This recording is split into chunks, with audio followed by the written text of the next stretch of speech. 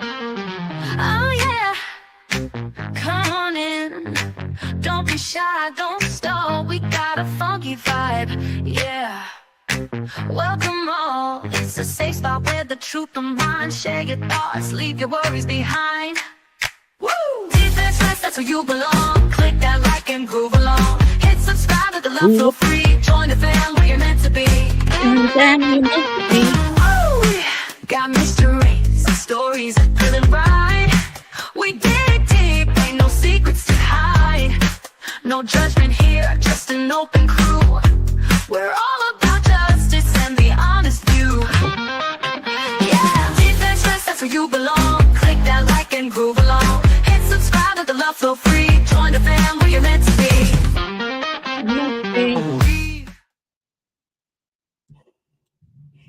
Yeah, join the family you're meant to be. Morning. How are we? Are we all good? Did we have a lovely weekend? Oh my Lord. It is the 13th of August already. Where's the year gone? Hello, my darling. I feel like I've been chasing a rooster around the hen house today. Like I'm going in circles and not really achieving a great deal. Been busy, but production, not so much. Yeah, you get that, the big jobs, don't you? Hello, darling. I pulled my finger out. I'm actually still waiting for this bloody thing to download. It's giving me the shit.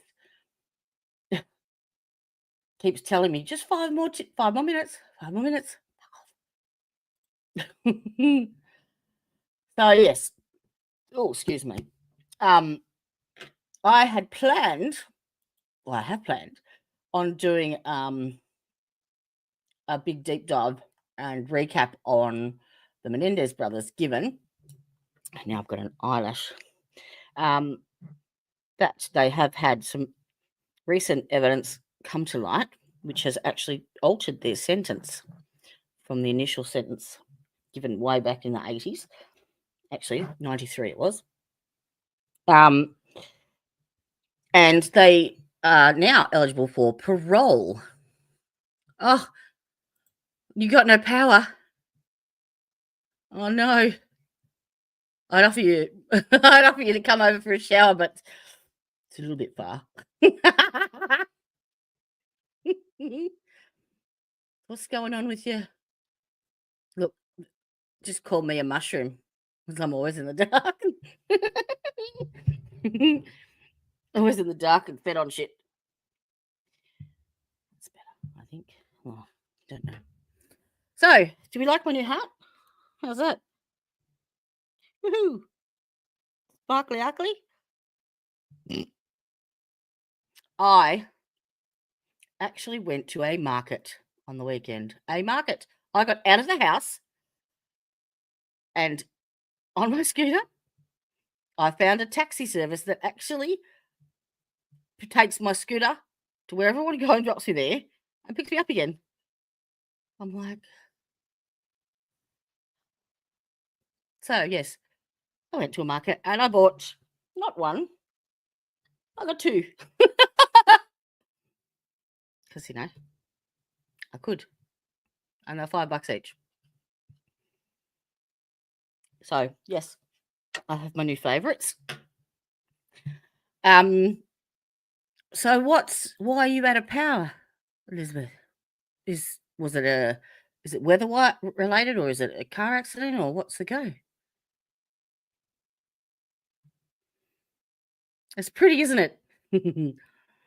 Yeah. It's got a bit of bling bling. I like bling. If you hadn't already noticed. No, I actually wear most of my bling, and the reason I do that is because they have to pry it out of my dead hands before they'll get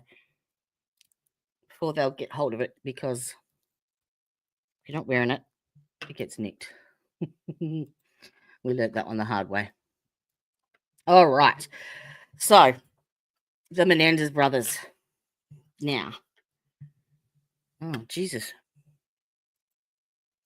How long has it been out for, Elizabeth? Oh, and that was another reason I was late. Mr. Here. Yes, you. Yes, you. Decided that he wanted to play on my keyboard. Turd. Yeah. And he would not stop. And he's still sitting there waiting, thinking that he's going to get 3 meals today. Not 2, 3. I want 3, Mum. Yo, fatty. No, he's sitting there eating.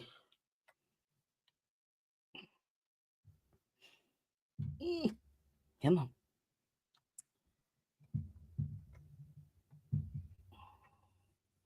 It's not the best resolution, but meh. Right. Oh, no. Is it really hot over there today? And you got no... oh, my God.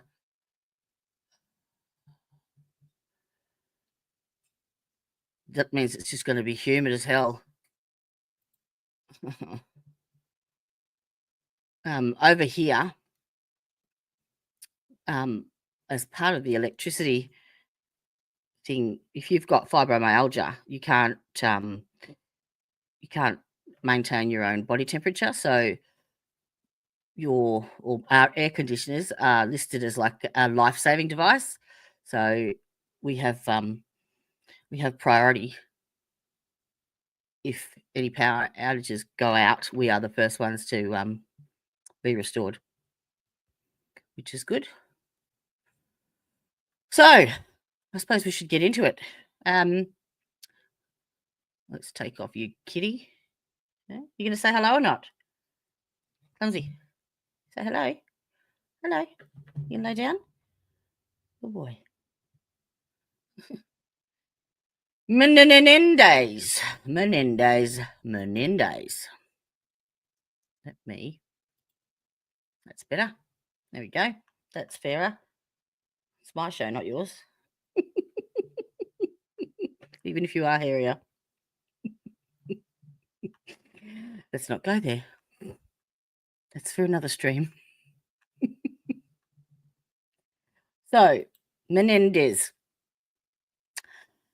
No doubt you're probably all well aware of who they are.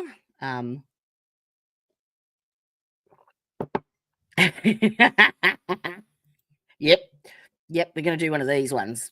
Where is it? Oh, this one's for you. Where'd it go?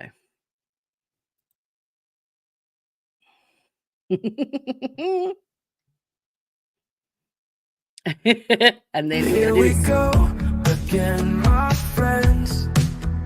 The novelty that never ends. You know that I could not survive without doing a deep dive. Udahef. I think that's part of the reason why we're here. Just saying. And ladies.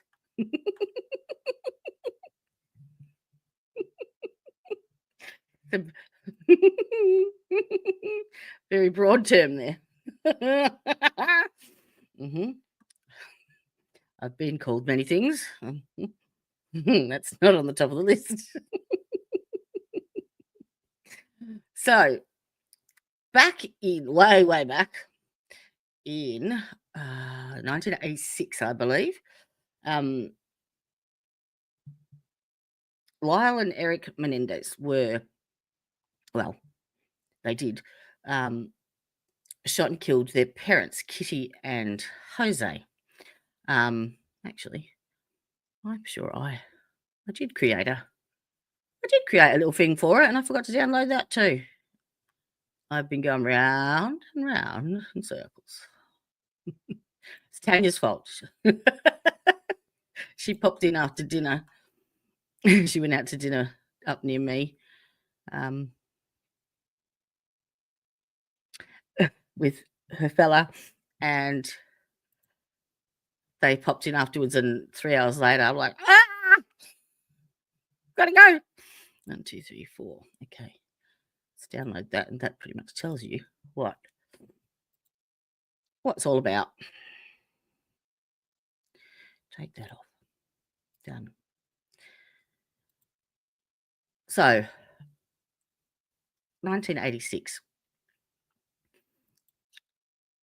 You can imagine what DNA testing and all that sort of stuff was back then. But so the crux of the story is that Lyle and Erik were the sons of a wealthy couple, and they were in Beverly Hills at the time. They had moved just recently. I think it was from Florida, actually, because Lyle they'd been caught having a stealing racketeering thing going on. So that shamed Jose. So he had to move and went to Beverly Hills. Now, he was a manager for a record company, and he was actually in charge of Menudo back in the 80s. But anyway, the two boys that they basically claimed that they had been abused, SA'd by him for many, many years. And the actual court case was the first televised court case on Court TV, the first televised court case, full stop. So it created worldwide attention, and not only because it was that, but because of the accusations as well. And it was one of the first times that the battered spouse or battered child syndrome was ever used as well, which is what Sarah Boone, she went for battered spouse. Sorry, I'm downloading at the same time as I'm talking. So, the battered child defense basically means that they had been so traumatized by the events and what have you that they felt that they were in imminent fear and danger. And it was a particular day that happened, that the father had booked a fishing trip. They were going fishing for sharks, and the boys got it into their head that their parents were going to kill them, and they couldn't shake it. So they then planned to beat them to it, basically. So that didn't work. Okay.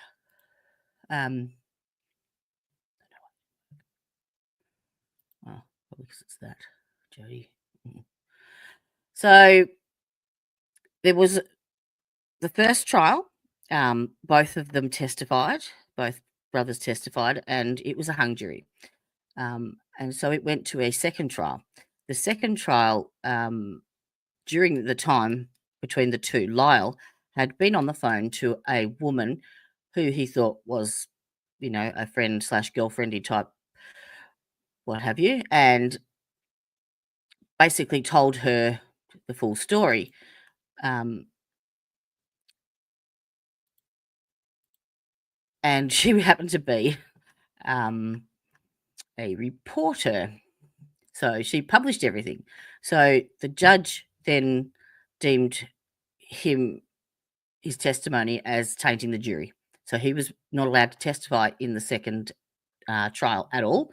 And the judge also restricted heavily what could or could not be used as evidence in the trial. So there was a lot of the SA stuff not included at all in the second trial. And Erik didn't hold up particularly well under pressure, under cross-examination. So, there, thank you. I found it. Oh my God.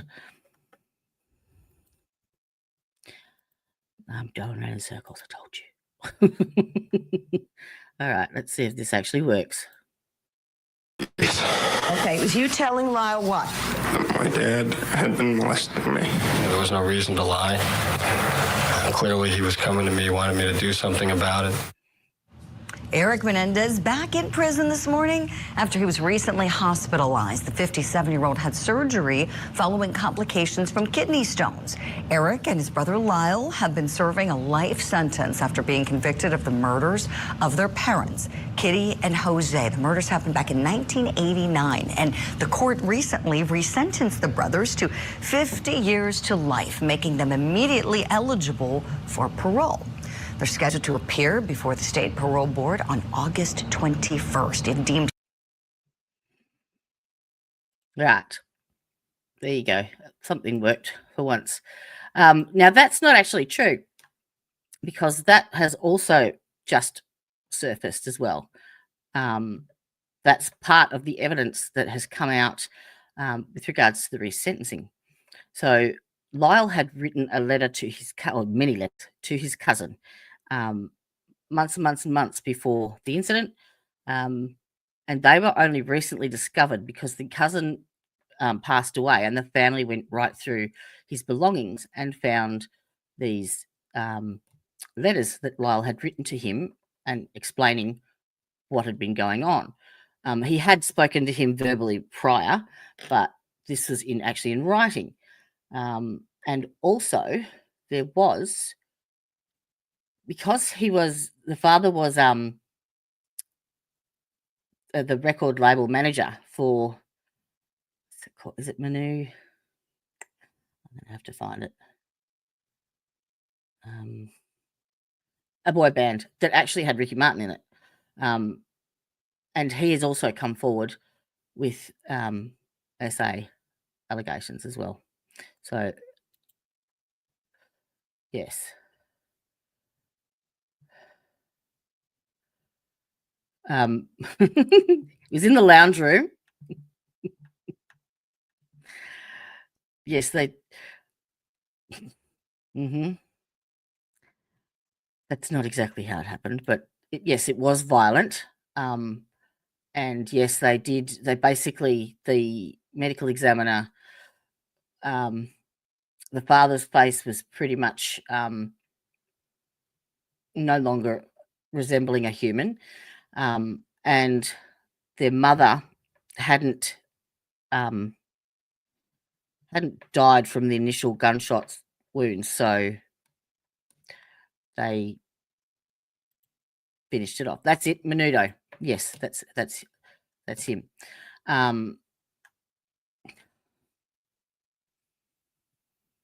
Yes, that's right.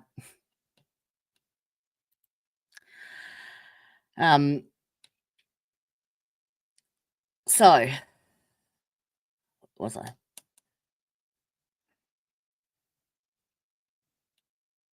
I've forgotten now.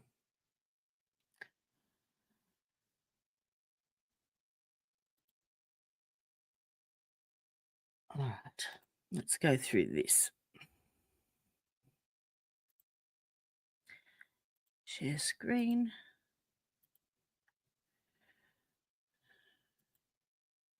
Share. Add. Okay. No, that's shit. No, that's shit. That's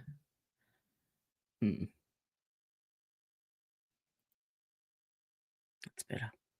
Okay. So, convicted killers Lyle and Erik Menendez have been resentenced to 50 years to life in prison. So that made them, and this is in May of this year, making them eligible for parole. Now, that parole hearing is coming up on the 21st of August. They've served 34 years so far.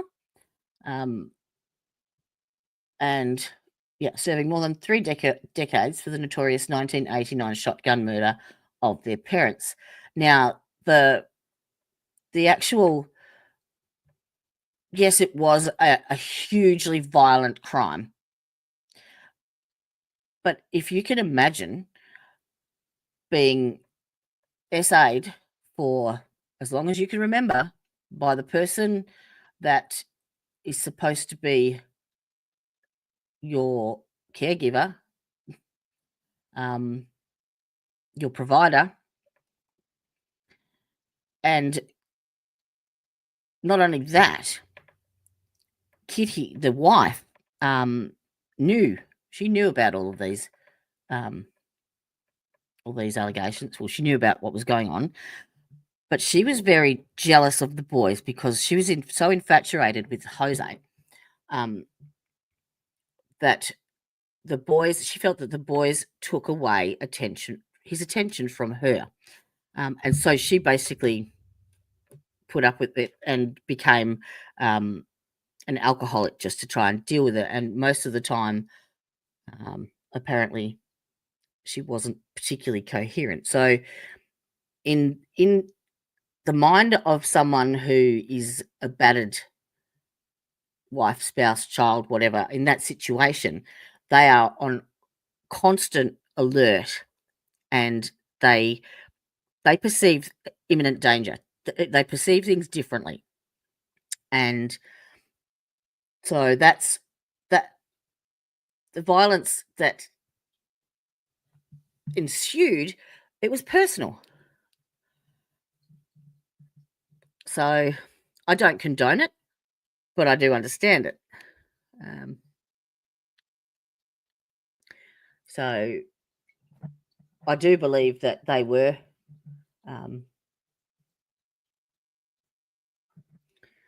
assaulted. Oh, there you go. Is that? So they had their resentencing hearing in Los Angeles in the Superior Court. The brothers have become okay. So the family have been petitioning. The family have been petitioning for this for years. And if I can get onto that, we might watch that later. I was going to watch the Netflix series with you all, but like I've only got a Netflix account that does one device at a time, and I can't remember the password. So I'd have to log out of my TV and try and log in on here. So I've got a few things lined up though for us to look at.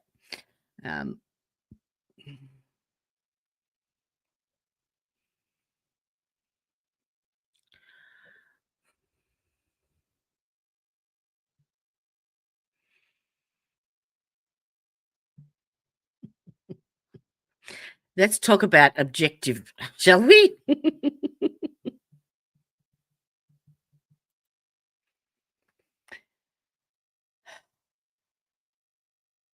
Right. Now, just recently, the district attorney, who is, let me just add the next one, share screen.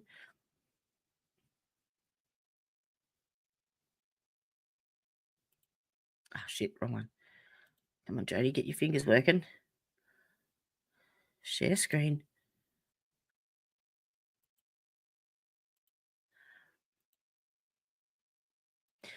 So the district attorney that is going to hear the case, allegedly, is Nathan Hockman. And here's what he had to say.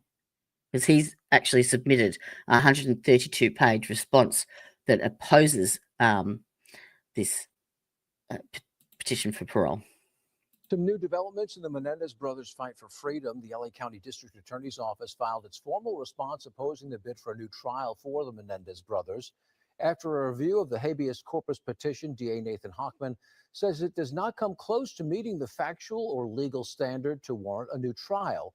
Erik and Lyle Menendez were resentenced in May to 50 years to life in prison, which makes them eligible for parole. The brothers have a parole hearing on August 21st.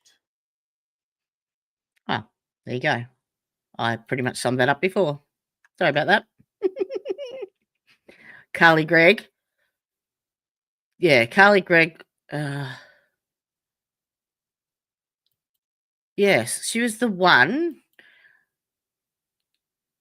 that shot her mother. Is that right? And you saw the footage from inside the house where she grabbed the gun and then went and watched and then texted her father from the mother's phone. Is that the right one?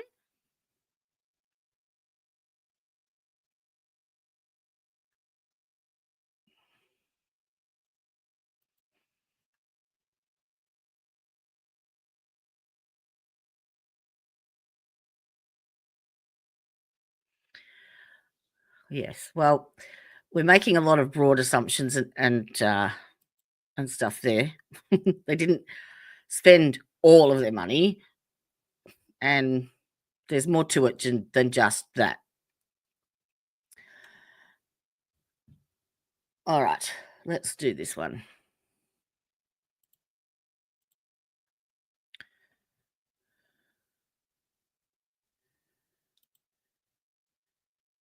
Come on. There we go.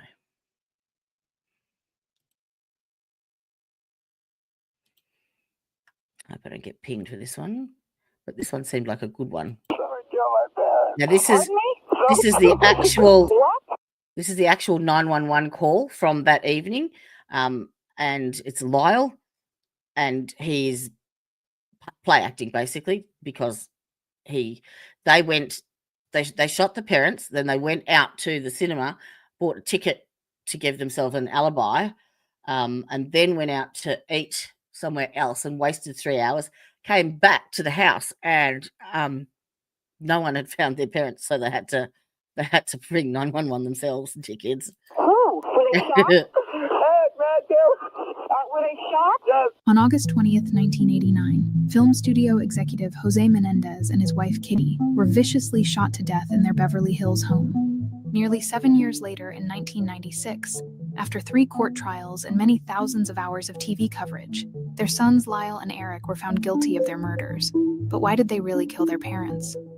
This is the inside story of the Menendez family murders. The bodies of Jose and Kitty Menendez were found at their home late Sunday night. Were they shot?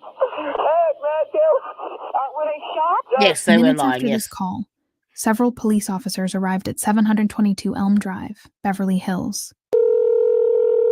Hello, this is police department. Yes. Okay, I want you to come outside.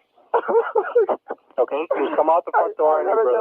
And They were ordering the occupants out of the house, which was Lyle and Erik, and they came running out of the house extremely despondent and carrying and crying and yelling and that kind of stuff. And Erik ran from the doorway across the driveway to this tree and started trying to bash his head against the tree, and he had to be physically restrained by the officer. When they went inside the house, the officers found a grisly scene. It's August 21st, 1989. We're at 722 North Elm Drive. Reported double homicide. Present at the scene are Detectives Zoller, myself, and Lenahan. Jose and Kitty Menendez were standing in the den of their Beverly Hills mansion when Jose was shot 6 times, including a fatal shot in the back of the head with a Mossberg 12-gauge shotgun. His wife, Kitty, was shot 10 times in total. When the police arrived, Lyle, 21, and Erik, 18, told them that the killings had occurred while they were at a movie theater watching Batman. The police did not seek gunshot residue tests from the brothers, which would have indicated whether they had recently discharged a firearm. They didn't have an initial suspicion that the distraught duo could be the ones responsible. Police in Beverly Hills, California, are investigating the shooting deaths of an entertainment company executive and his wife. How many shots do you think went off? About 6.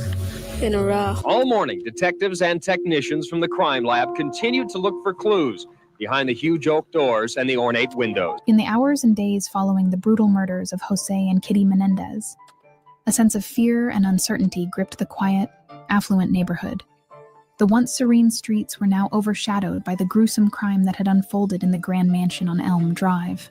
I thought it was somewhere else, you know? What you think that? Well, I didn't think it would be here, right where I come to work at. After what happened here last night, some of the neighbors are worried and afraid. Their usual sense of security shattered by the shocking violence that had erupted in their midst. As news spread, the community was left reeling, unsure of what to make of this savage attack. Was this a planned hit? An act of calculated vengeance? Even the police, seasoned in handling high-profile cases, were initially at a loss. It was or was not a hit, or it was a robbery, or it was something else. We're not sure, and we're not speculating at this time. Struggling to piece together the puzzle of this horrific event, the brutality of the crime raised countless questions, leaving everyone on edge and searching for answers. As investigators worked tirelessly to unravel the mystery, the shocking reality of what had occurred began to sink in, forever altering the lives of those connected to the Menendez family. Jose Enrique Menendez was born in Havana, Cuba, on May 6, 1944. At the age of 16, shortly after the conclusion of the Cuban Revolution, he relocated to the United States. Jose pursued his education at Southern Illinois University, where he met Mary Louise, Kitty, Anderson. The couple married in 1963 and moved to New York City, where Jose completed an accounting degree at Queens College. Their first son, Joseph Lyle, who later chose to be known by his middle name, was born in 1968. After Lyle's birth, Kitty left her teaching job, and the family relocated to New Jersey. It was there that Erik was born in 1970. The family settled in Hopewell Township, where both brothers attended Princeton Day School. In 1986, Jose's career as a corporate executive took the family to Beverly Hills, California, as he had joined the company then known as International Video Entertainment. The boys lived a pampered lifestyle and grew up with every financial advantage. They were put through elite tennis coaching, and both were extremely skilled at the sport, helped along by their father's obsessive intervention. Erik wound up as a nationally ranked tennis player in his age bracket, whilst Lyle was destined to follow in footsteps of his father's business career. Jose was known as a hard-driving father who would work his sons to the bone in athletics and everything else. Jose was worth around $14 million at the time of his death. And in the months following the killings, Lyle and Erik Menendez began spending lavishly on luxury items, businesses, and travel. Lyle returned to the Princeton area and began a kind of spending frenzy. His friends say they thought it was his way of dealing with his grief. Over several weeks, he bought clothes, a Rolex, a $62,000 Porsche. Rather than return to school, he bought a restaurant, saying his mother would have been pleased. Erik hired a full-time tennis coach and competed in several tournaments in Israel. And for a while, Lyle hired these bodyguards, saying he feared for his own life because his father had a lot of business enemies. The brothers eventually left their Beverly Hills mansion, vacant, and chose to live in neighboring condominiums in nearby Marina del Rey. They also dined at high-end restaurants and took trips abroad to the Caribbean and London. Together, they spent around $700,000 before they were made suspects by the police. Although the brothers' conduct following the crime might have appeared odd, it didn't constitute concrete evidence. However, after the murders, Erik Menendez's former psychologist, Dr. Jerome Oziel, reached out to his former patient and began counseling the younger Menendez brother once more, with older brother Lyle joining the sessions too. Nearly 6 months later, in March 1990, authorities received an unexpected tip from Judalon Smith, the extramarital lover of Dr. Oziel. I would not want children that looked like Dr. Oziel. Who became a whistleblower on what she perceived as his controlling behavior. Dr. Oziel made tremendous effort to convince me that my mother was trying to kill me and poison me. He isolated me from every single person I knew. All right, just wait for the next question. She informed the police that during therapy, the brothers had admitted to the murders and there was an audio tape capturing their confession. If I didn't please him and if he didn't love me, then I was going to end up dead. And why did you think you were going to end up dead? Because he told me. And did he say how you were going to end up dead? Yes, he said that he would call Lyle and Erik and tell them that I had been outside the door and that I knew and that I was wanting to go to the police and that they would kill me. Days after breaking up with Dr. Oziel, Miss Smith went to the police. Then, on March 8, 1990, Lyle Menendez was arrested by Beverly Hills police outside the mansion where his parents were killed. 2 days after that, Erik Menendez surrendered at Los Angeles International Airport upon returning from Israel, where he had been playing tennis. 4 months later, on July 20th, 1993, the highly publicized trial of Lyle and Erik Menendez began. Although they were tried together, they had separate juries deciding their fate, and if found guilty, they faced the possibility of the death penalty. As the trial was one of the first to be broadcast on the new Court TV channel, it garnered national attention every day, helping to fuel a nationwide obsession with a case that had all the elements of a great primetime soap opera. A rich family torn apart by scandal, two handsome and mysterious young men, a grisly crime, and psychodrama galore.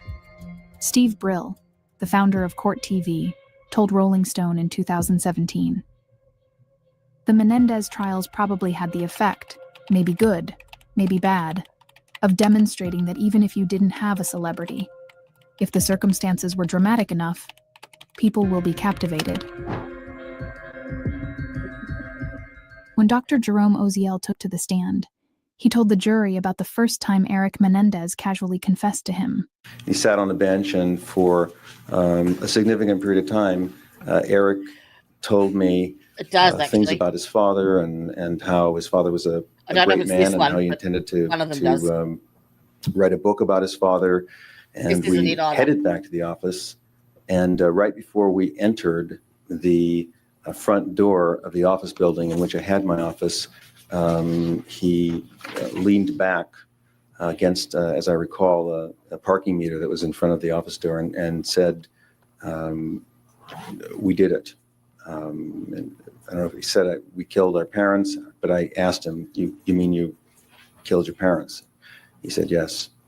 And from that point, we went back up into the office. Although the confession tape, later recorded in Dr. Oziel's office, was a damning piece of evidence, it didn't secure an instant verdict, but did demonstrate the Menendez brothers' key defense, that they wanted to kill their father because he abused them, both sexually and psychologically. In the tape, the boys are incriminated when they discuss their reasons for killing their mother, going into shocking detail about their parents' relationship, and they revealed that they found their mother's suicide note in the lead-up to the shooting, which seemed to have a big effect on their decision. It was a big thing holding us back from killing my father, is that we thought that we would just kill Dad and eliminate the problem. And see, the first step, which is when I found out the first suicide note, and then it got worse and worse, but I found the suicide note and I started crying. I could not read it until I was phone, just started crying. She made a decision that she couldn't take it anymore, and that Dad didn't love her anymore. And is that the affair? I believe it was after she found out about one of the affairs, like the main affair, that it had been 8 years long or whatever, or that maybe after she found out there had been more than one. I walked in the room when she was crying, or when I did, frequently. She would stop crying. I won't talk about it. It's my own problem. The alcohol, the drugs, she would bring up to me, it was a sign that it was getting worse. And she would finally come to me and go, "You don't understand how much stress I'm under. I take 13 pills a day. I drink." That's where we sort of feel like, you mentioned before, that we were doing her and us a favor in putting her out of her misery, really. Didn't want to get to a point where my mother killed herself and my father, we were left to deal with my father. We had to come, like I was saying before, we had to make a decision. It was one of the harder ones. It was a separate issue. Hey, these are the reasons my father should be killed. There's no question. What he's doing is impossible to live with myself and for myself based on what he's doing to my mother. Did Erik Menendez describe for you, in particular, what it was that he was upset with his father about? Yes, he did. What did he say? Well, basically that the father had just been completely dominating and controlling, was impossible to please, had perfectionistic standards, that he was controlling of a lot of different aspects of Erik and Lyle's life in a very extreme way, and also that he had been very controlling and very damaging to their mother, and that she also was miserable. So basically, they conceptualized the father. Erik told me that they saw the father as someone who was pretty much not possible to live with. That he was just an emotionally dominating, tyrannical person. But Dr. Oziel here is merely scratching the surface to what the Menendez brothers claimed in their testimony. When Erik Menendez took to the stand, he detailed the nature and effect that years of sexual abuse by his father had on him. What do you believe was the originating cause of you and your brother shooting your parents? Me telling. You telling Lyle what? Was it you telling Lyle about something that was happening? My dad.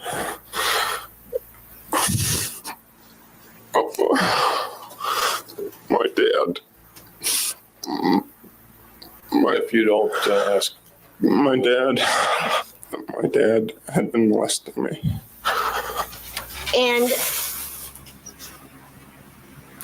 did you want something from your brother? Is that why you told him? I wanted to stop. Were you seeking help from your brother? Yes. I told him that it was basically oral sex that was happening. Okay. And did you tell him anything about any kind of violence that would accompany it or any kind of threats from your father? Yes. And what did you tell him about violence? I told him that there were pins and tacks that Dad would stick in me and use.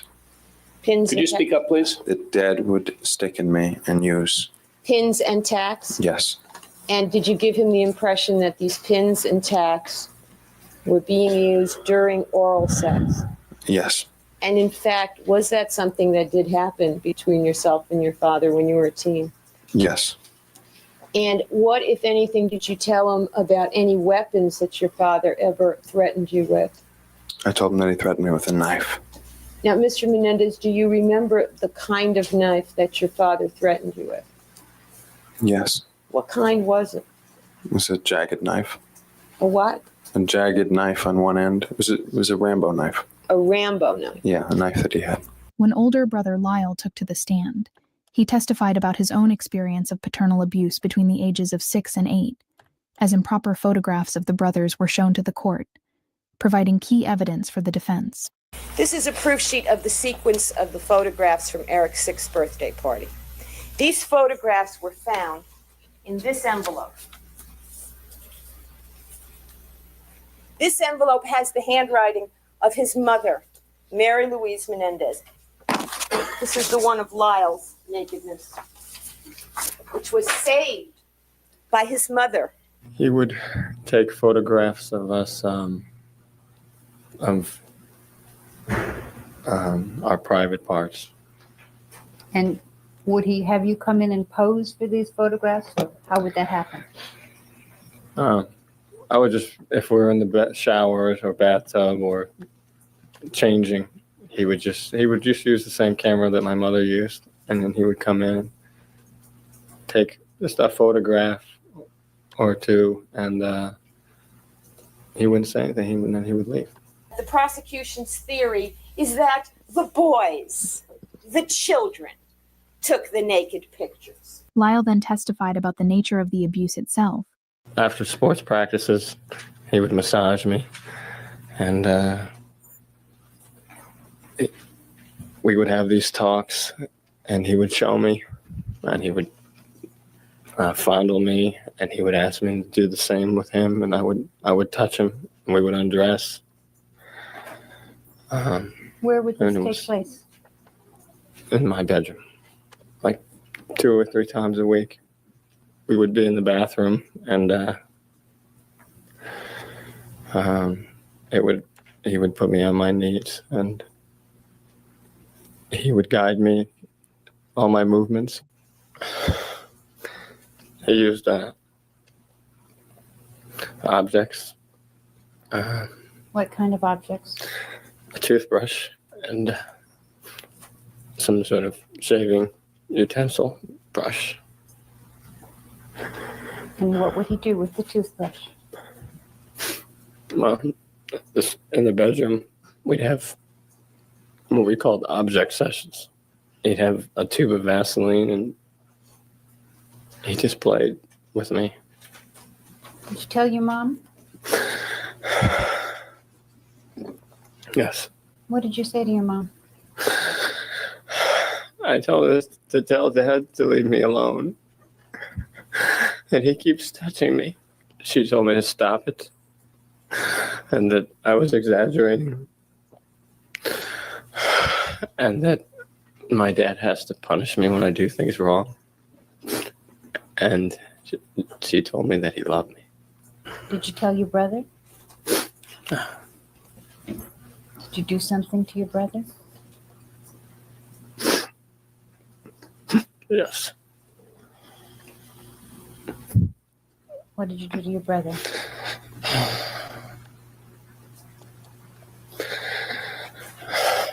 I took him out to the woods. Whenever I felt,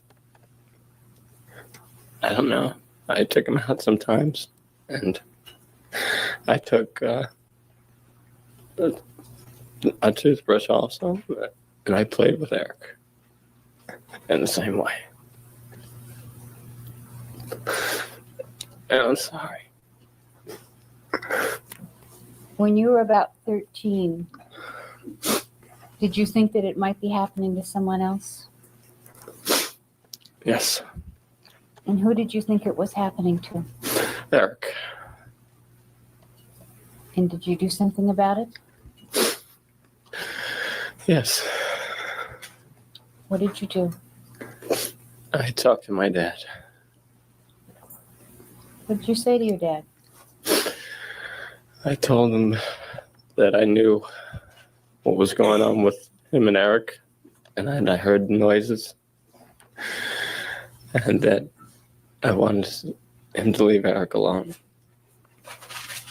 Years later in 1980, Erik Menendez finally told Lyle about the abuse. And when Lyle confronted their dad about it, the brothers told the court how they began fearing for their lives, that they believed their parents were going to kill them in an attempt to prevent the truth from getting out. You just learned that your brother had basically threatened to tell on your father. Yes. If the two of you disappeared that night, did you have in mind anything that your father might think about that? Well, I thought Dad was going to kill us. No matter where we went, anywhere, he was going to kill us. He obviously, my dad thought that Lyle and I were going to go tell somebody. So if you left the house that night, what do you think your dad would have thought? That we were going to tell. That you had gone to tell. I don't know if we had gone to tell that instant, but that we were definitely going to tell. So where did the conversation with your brother Lyle lead to Thursday night? It led to us having to buy guns. Led to Lyle saying, we got to protect ourselves. We got to do something. Because I kept eliminating all of his options. Okay, he was coming up with options. Yeah, I was pretty much just crying and doing whatever I was doing. He was saying, well, what if we could do this? Well, what if we do that? So what actually transpired was the father started abusing Lyle, the oldest child, and unbeknownst to Lyle, a few years later, he started with Erik. And Erik didn't tell Lyle. And Lyle basically felt like he was, it was his job to protect his younger brother. And when he eventually found out that his father had been doing the same thing to him, that's when they lost their shit. Because he hadn't protected his brother from what he had endured.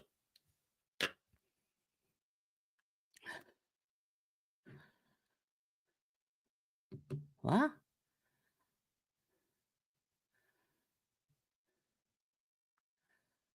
I don't get it.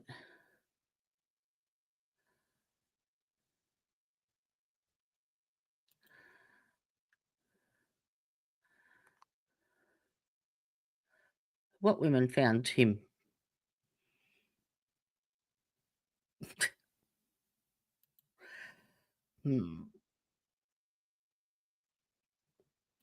He said, calm down, we'll work it out. And I was just not being very helpful. Did you think any of the options would work? No. So a decision was made to try to protect yourselves yourself. Is Yes. that it? And you were talking about the fact that Dad would kill you. Is that right? Yes. Did you think your mother would stop him? Oh, I thought my mom would do it with him. There wasn't no one and the other. Why did you think your mother would do it with him? Because that's who my mom was. They were very much of a team. Besides the fact that my mom hated us, they were a team. Were you so sure that your mother hated you before Thursday night as you were after? After, I definitely knew. I mean, for her to have known all those years, I knew she must have hated me, but I thought it before as well. In terms of other witnesses, Alan Anderson, the cousin of Lyle and Erik Menendez, testified about his experiences with the Menendez family, describing the household dynamics and odd things that happened during his visits. Mr. Anderson, during the period of time that you were at these houses, you never saw any sexual abuse, did you? No. We were not allowed in the room. You saw no sexual abuse, is that correct? If you don't want to consider the showers that they took together after they were playing tennis, I found kind of strange. And was there a time when in cleaning the room you found something unusual? I found a Tupperware container under the bed. And what was in the Tupperware container? Feces remnants. But of course, there's not any evidence that they believed that. Like, but in their mind, they believed that. That's part of the battered child syndrome. It's part of it. It's part of the trauma associated with it. They believed that the father or both parents were going to harm them more. It's made to after the fact. What? No, there's plenty of evidence prior to it. No, I'm not an expert on feces, but no, it was not animal feces, no. Another cousin, Diane Vandermolen, gave similar testimony about the unusual goings-on inside the Menendez family home. Lyle came down, and he was asking if he could, I thought he was there to say goodnight, and he started asking me if he could sleep down there because Kathy had already gone and there was 2 single beds. Okay. He proceeded to indicate to me by touching himself down and saying that his dad and him had been touching each other down there. Criminal psychiatrist Dr. Ann Burgess, whose work in criminal profiling inspired the character of Wendy Carr in Mindhunter, explained that the murders did not seem like they were planned out of greed, but more of a reaction to the constant abuse and fear they were living under. Because there are just too many factors that point to disorganization. And the main factors then are the noise of the weapon and the wounds. The choice of the weapon, the location, and the noise level, injuries and location of wounds, yes. One of the other factors that you consider in evaluating a crime scene is where the injuries are located on the victims, correct? That's correct. And we spoke about that this morning, but I wanted to ask you, isn't it true that in certain kinds of cases there will be injuries to the sexual organs of the victims? That's correct. And that indicates what generally? It may indicate a sexual motive for the killing. In the prosecution's case, They called a computer expert to the stand who testified that software had been used to delete all the files on Jose Menendez's computer, including the Menendez will.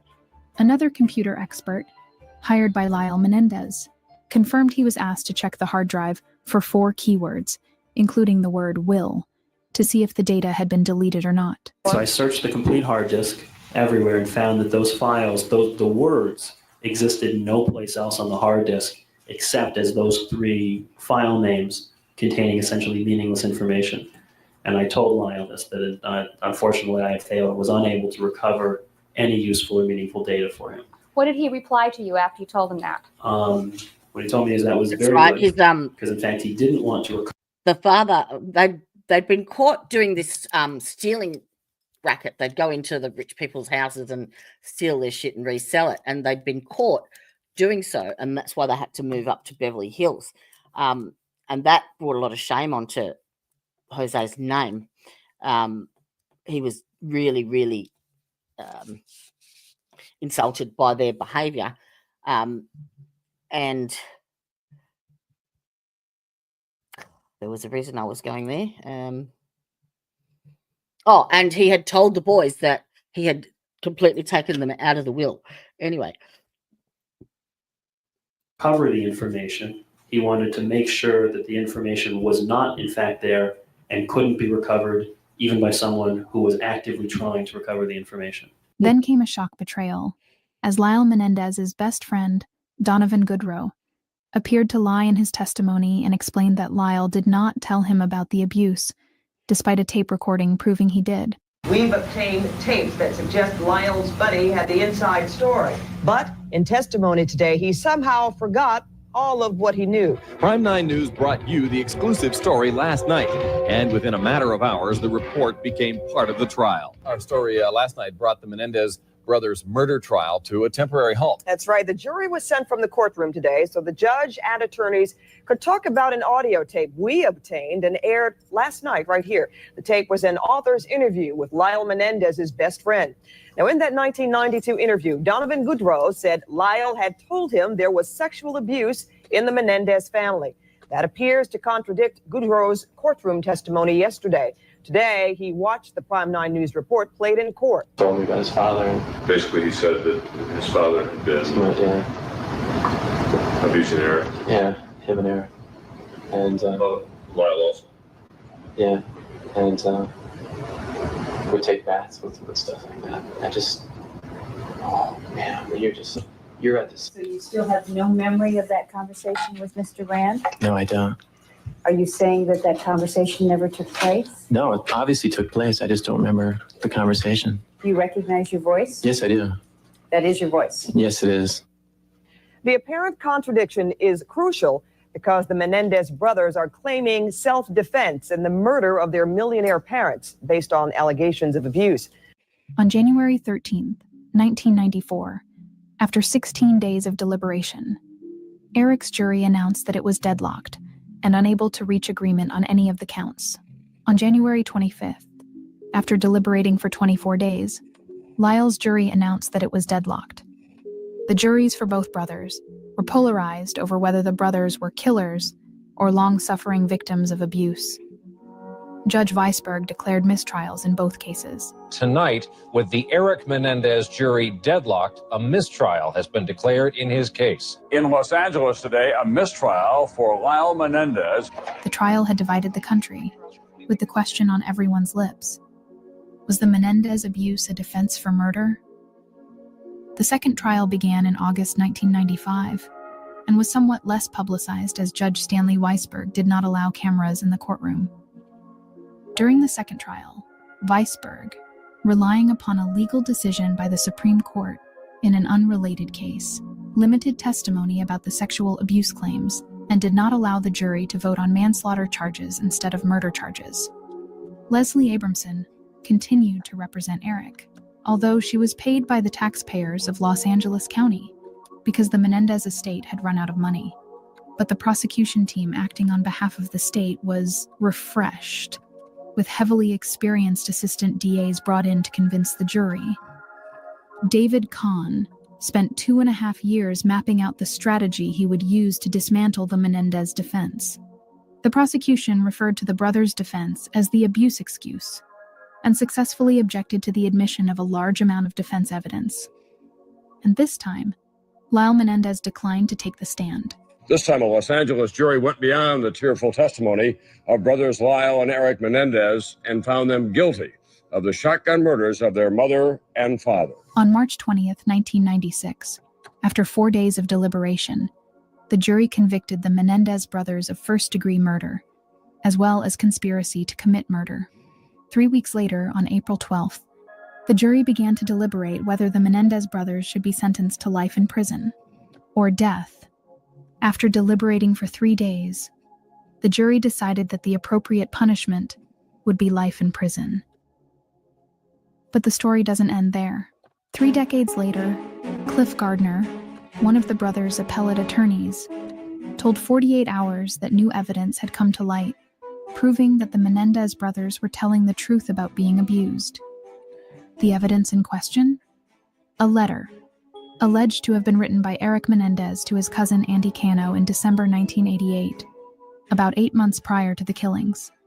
At times I wish I could talk to her about things, you 8 know? months. 8 Someday. months before Especially the Dad and killings. I, but the way she worships him and tells him everything, I'm so afraid she'll tell him whatever I say. I just can't risk it. Lyle got in a huge fight with her over why we couldn't spend Christmas with the rest of the family. And Mom freaked out and said if he wanted to go, he could go alone. I just don't know why she wants to hurt him like that. Lyle wanted to stay, but Dad wouldn't let him. So now I'm stuck here alone. I've been trying to avoid Dad. It's still happening, Andy, but it's worse for me now. I can't explain it. He's so overweight that I can't stand to see him. I never know when it's going to happen, and it's driving me crazy. Every night I stay up, thinking he might come in. I need to put it out of my mind. I know what you said before, but I'm afraid you just don't know Dad like I do. He's crazy. He's warned me 100 times about telling anyone, especially Lyle. Am I a serious wimpus? I don't know, I'll make it through this. I can handle it, Andy. I need to stop thinking about it. The recipient of the letter, Andy Cano, testified in both trials, but prosecutors called him a liar and continued to argue that the abuse never happened. The crime was manslaughter, not murder. That has been the defense position from day one. Not that they should walk, but their punishment should be commensurate with what they did. These were kids who were sexually abused their whole lives. This shows that Andy wasn't making it up. It's contemporaneous evidence from Erik to his cousin Andy about what was happening. And this becomes so relevant now as in California law. Voluntary manslaughter can result in a sentence of 3 to 11 years in state prison.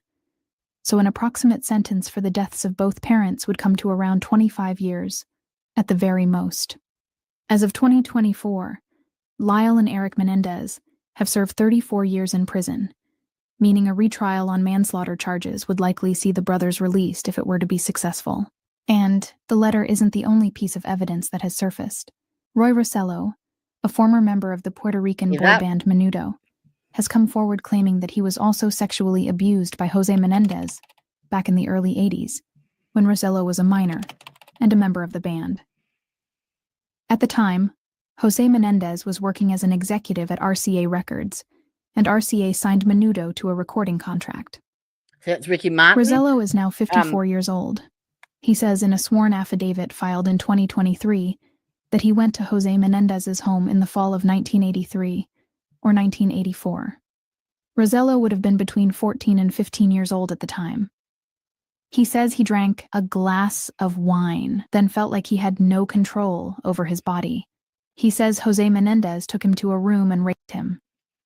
Rossello also states in the affidavit that he was sexually abused by Jose Menendez on 2 other occasions, right before and right after a performance at Radio City Music Hall in New York. The Menendez brothers' attorney, Cliff Gardner, filed a habeas petition in May 2023 citing the letter and Rossello's affidavit as new evidence that proves his client's convictions should be vacated. Ultimately, it will be up to a judge to decide whether the convictions should be vacated. If they are, then it would be up to the DA's office as to whether they would retry the Menendez case, potentially allowing the defense of sexual abuse and the ability for a jury to return a manslaughter verdict rather than murder.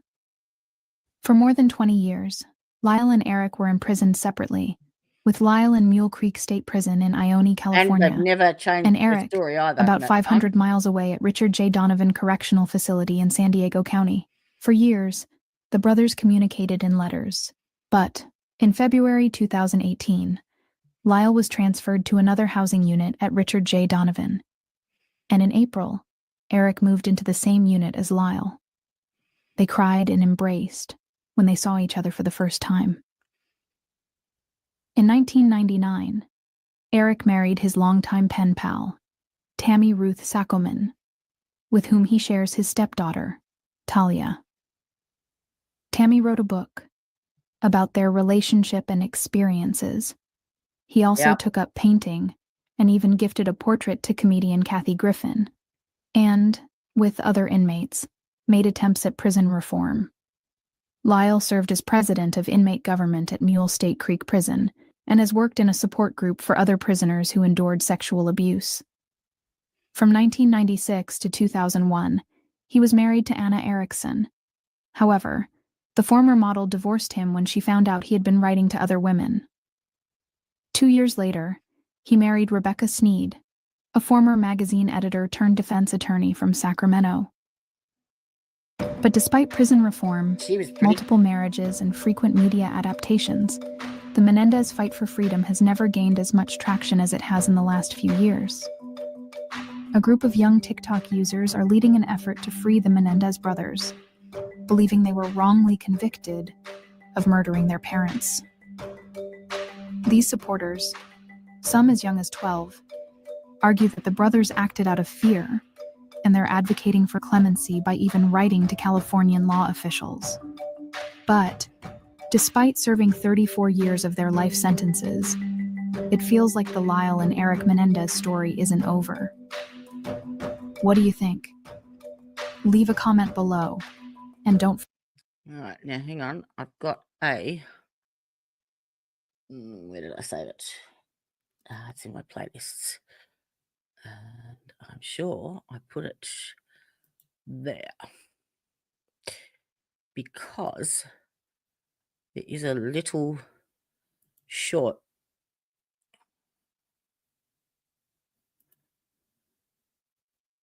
oh, there we go. Is that on? Yes. Menendez Brothers. And Biggin. So this is after the... I am so happy that I wore waterproof mascara is how I'm feeling, because I have been crying all day long. So these are tears of joy. This is something my grandmother Joan has fought for 35 years. I really wish she was here today, but I'm really excited to give her the news. This point, at this Maybe point, because they're the ashamed? record is such. Who knows? They are a real family, real people who have lived through unimaginable horrors.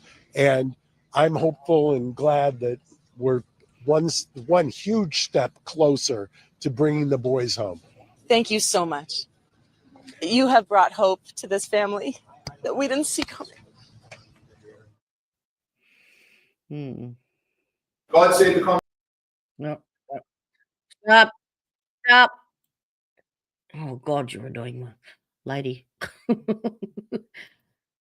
So it went to my next. Stop. Where is it? Now, this is from Vinny.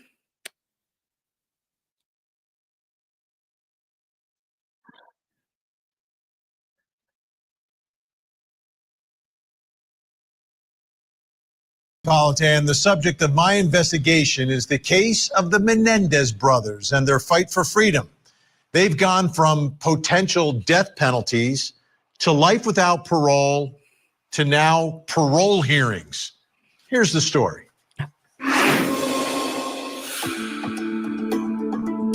Erik and Lyle Menendez were once the golden sons of Beverly Hills, born into privilege and prestige. But on August 20th, 1989, their world shattered when they brutally gunned down their wealthy parents, Jose and Kitty Menendez, in the family's mansion. The brothers claim they acted in self-defense after years of alleged sex. I absolutely agree, but this is the only thing I could find on the parole bit where I'd like to explain how they got there. Physical and emotional abuse at the hands of their father, a powerful Hollywood executive. Prosecutors painted a different picture. Two greedy sons eager to inherit a $14 million fortune. Their lavish spending after the murders, Rolex watches, luxury cars, and expensive nights out, only fueled public outrage. The first trial ended in a mistrial, the second in matching life sentences without parole. Decades later, the Menendez brothers gained renewed attention through documentaries, TikTok trends, and calls for a re-examination of the abuse allegations. Behind bars since 1996, the Menendez brothers now get ready to face the parole board. So there was a huge resentencing hearing. Now, for whatever reason, in a case that's been so public and has impacted the public so much, they kept cameras out from being inside for that hearing. But afterwards, and the victory for the Menendez brothers, Mark Garagos spoke. Let's take a listen. On a day like today, that redemption is possible. And to those you saw X-rated talk today, you saw kind of the ridiculous nature of the cross-examination.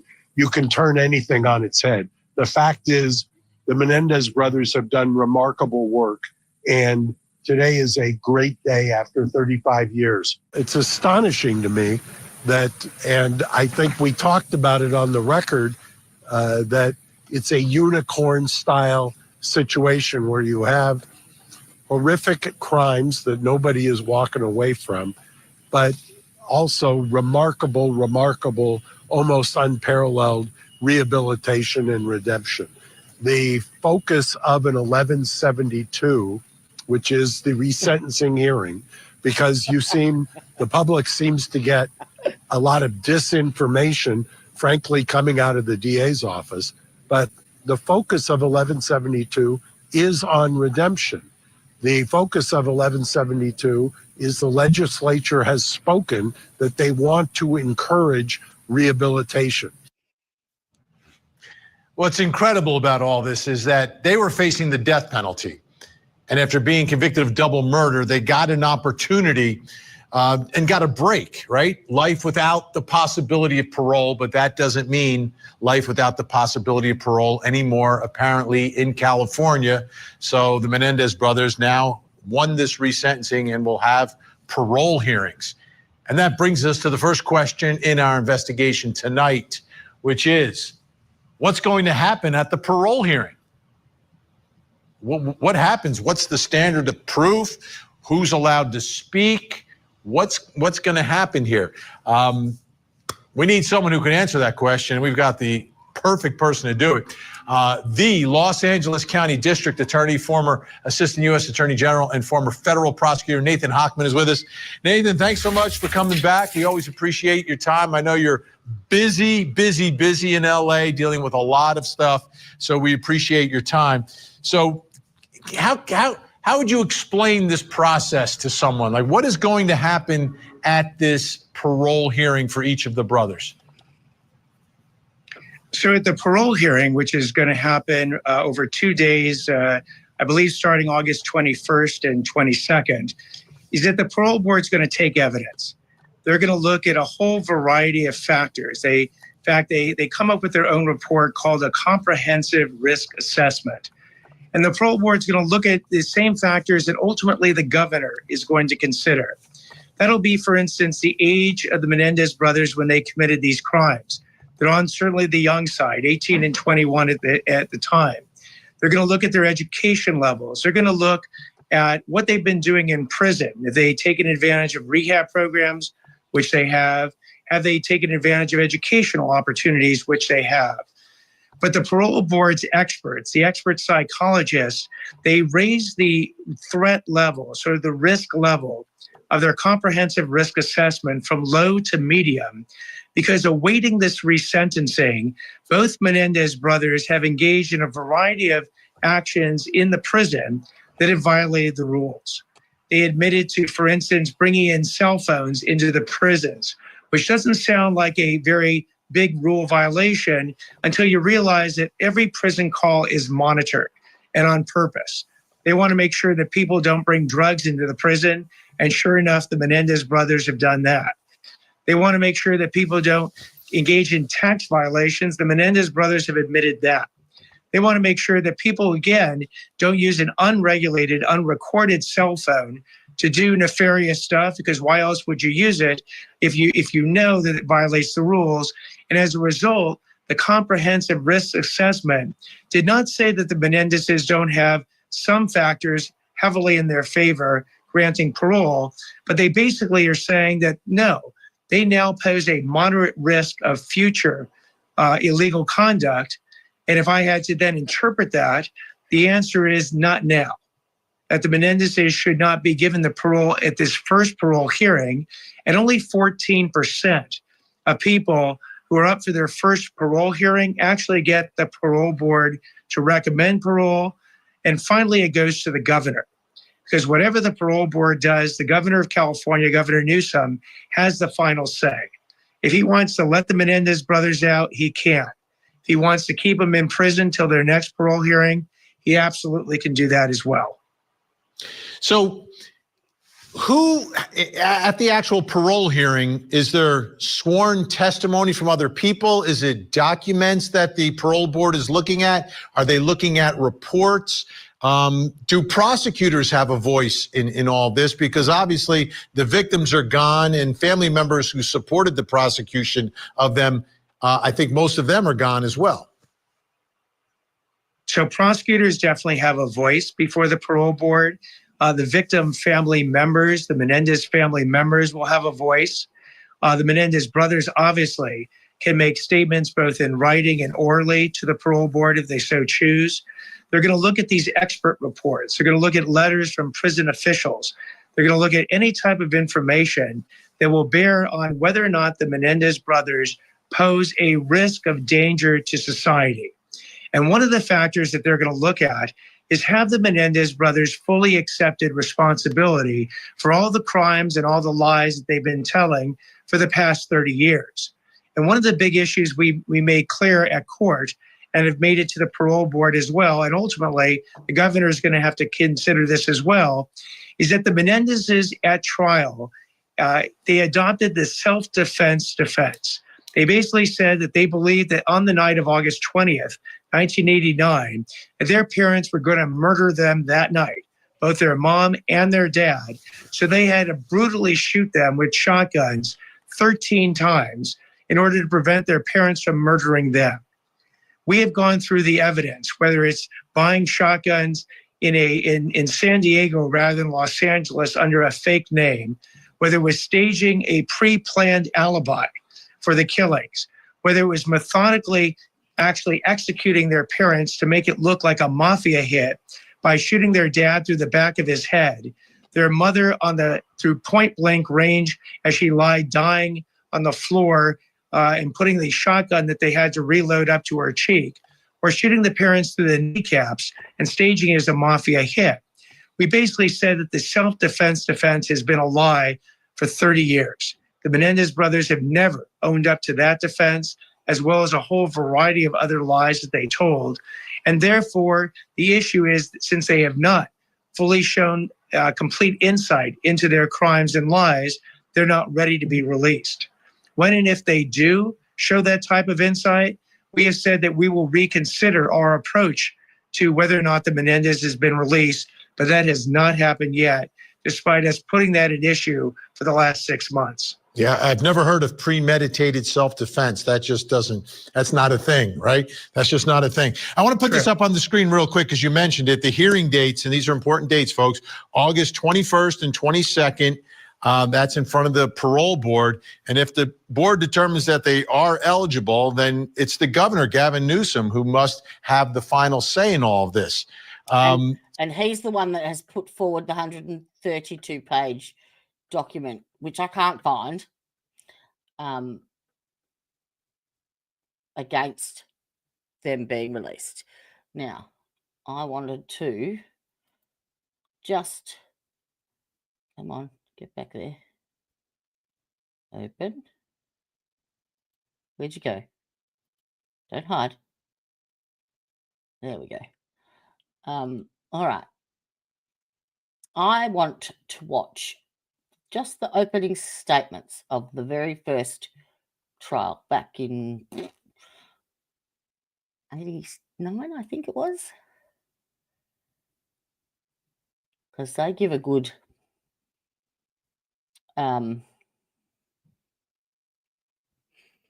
all-round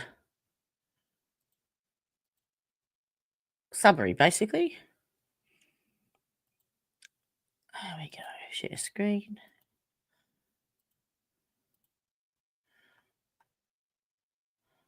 This sound quality, but I was able to hear them. And why is that not big?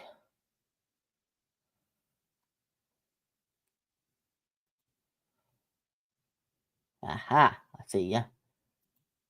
There we go. Jeez, this is an oldie. It's an oldie, okay?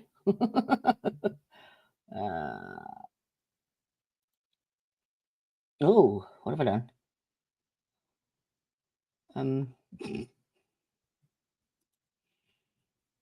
I just want CCs.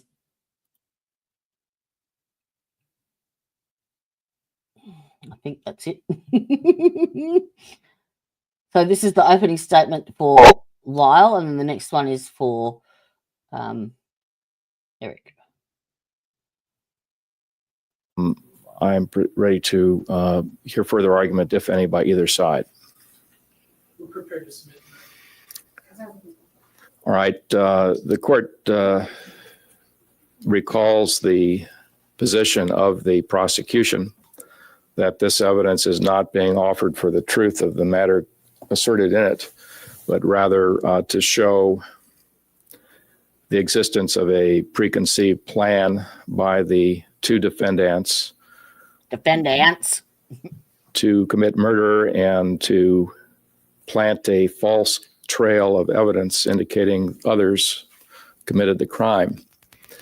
And that is precisely what occurred in People versus Noguera, Noguera at 4 Cal 4th 599, 1992 case decided by the California Supreme Court, which admitted that evidence. And that was the theory of its admissibility, that it was not offered for the truth of the matter asserted, but it was hearsay. Oh, get on with it. Or was not hearsay, rather, and therefore was not subject to hearsay objections. Oh, it doesn't help. And Yeah. likewise, in this situation,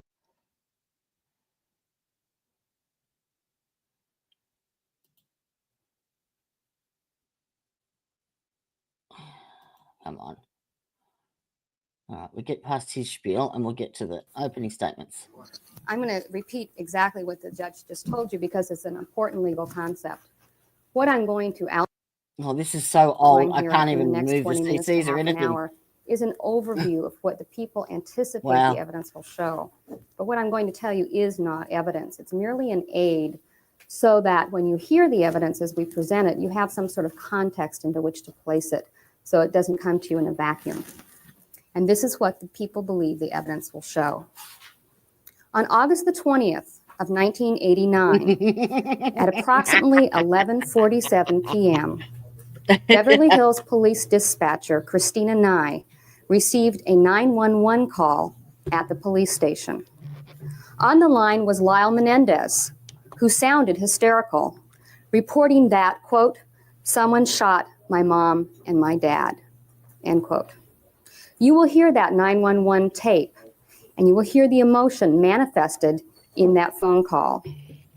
Police officers from the Beverly Hills Police Department arrived at the scene, 722 North Elm Drive, in under 5 minutes.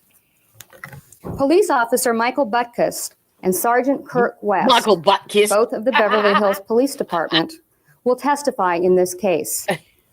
Officer Butkus arrived at the scene first.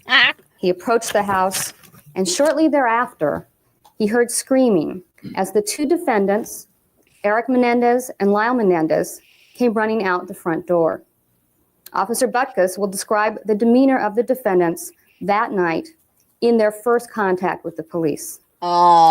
Sergeant West was one of the last units to arrive at the scene in response to the initial radio dispatch.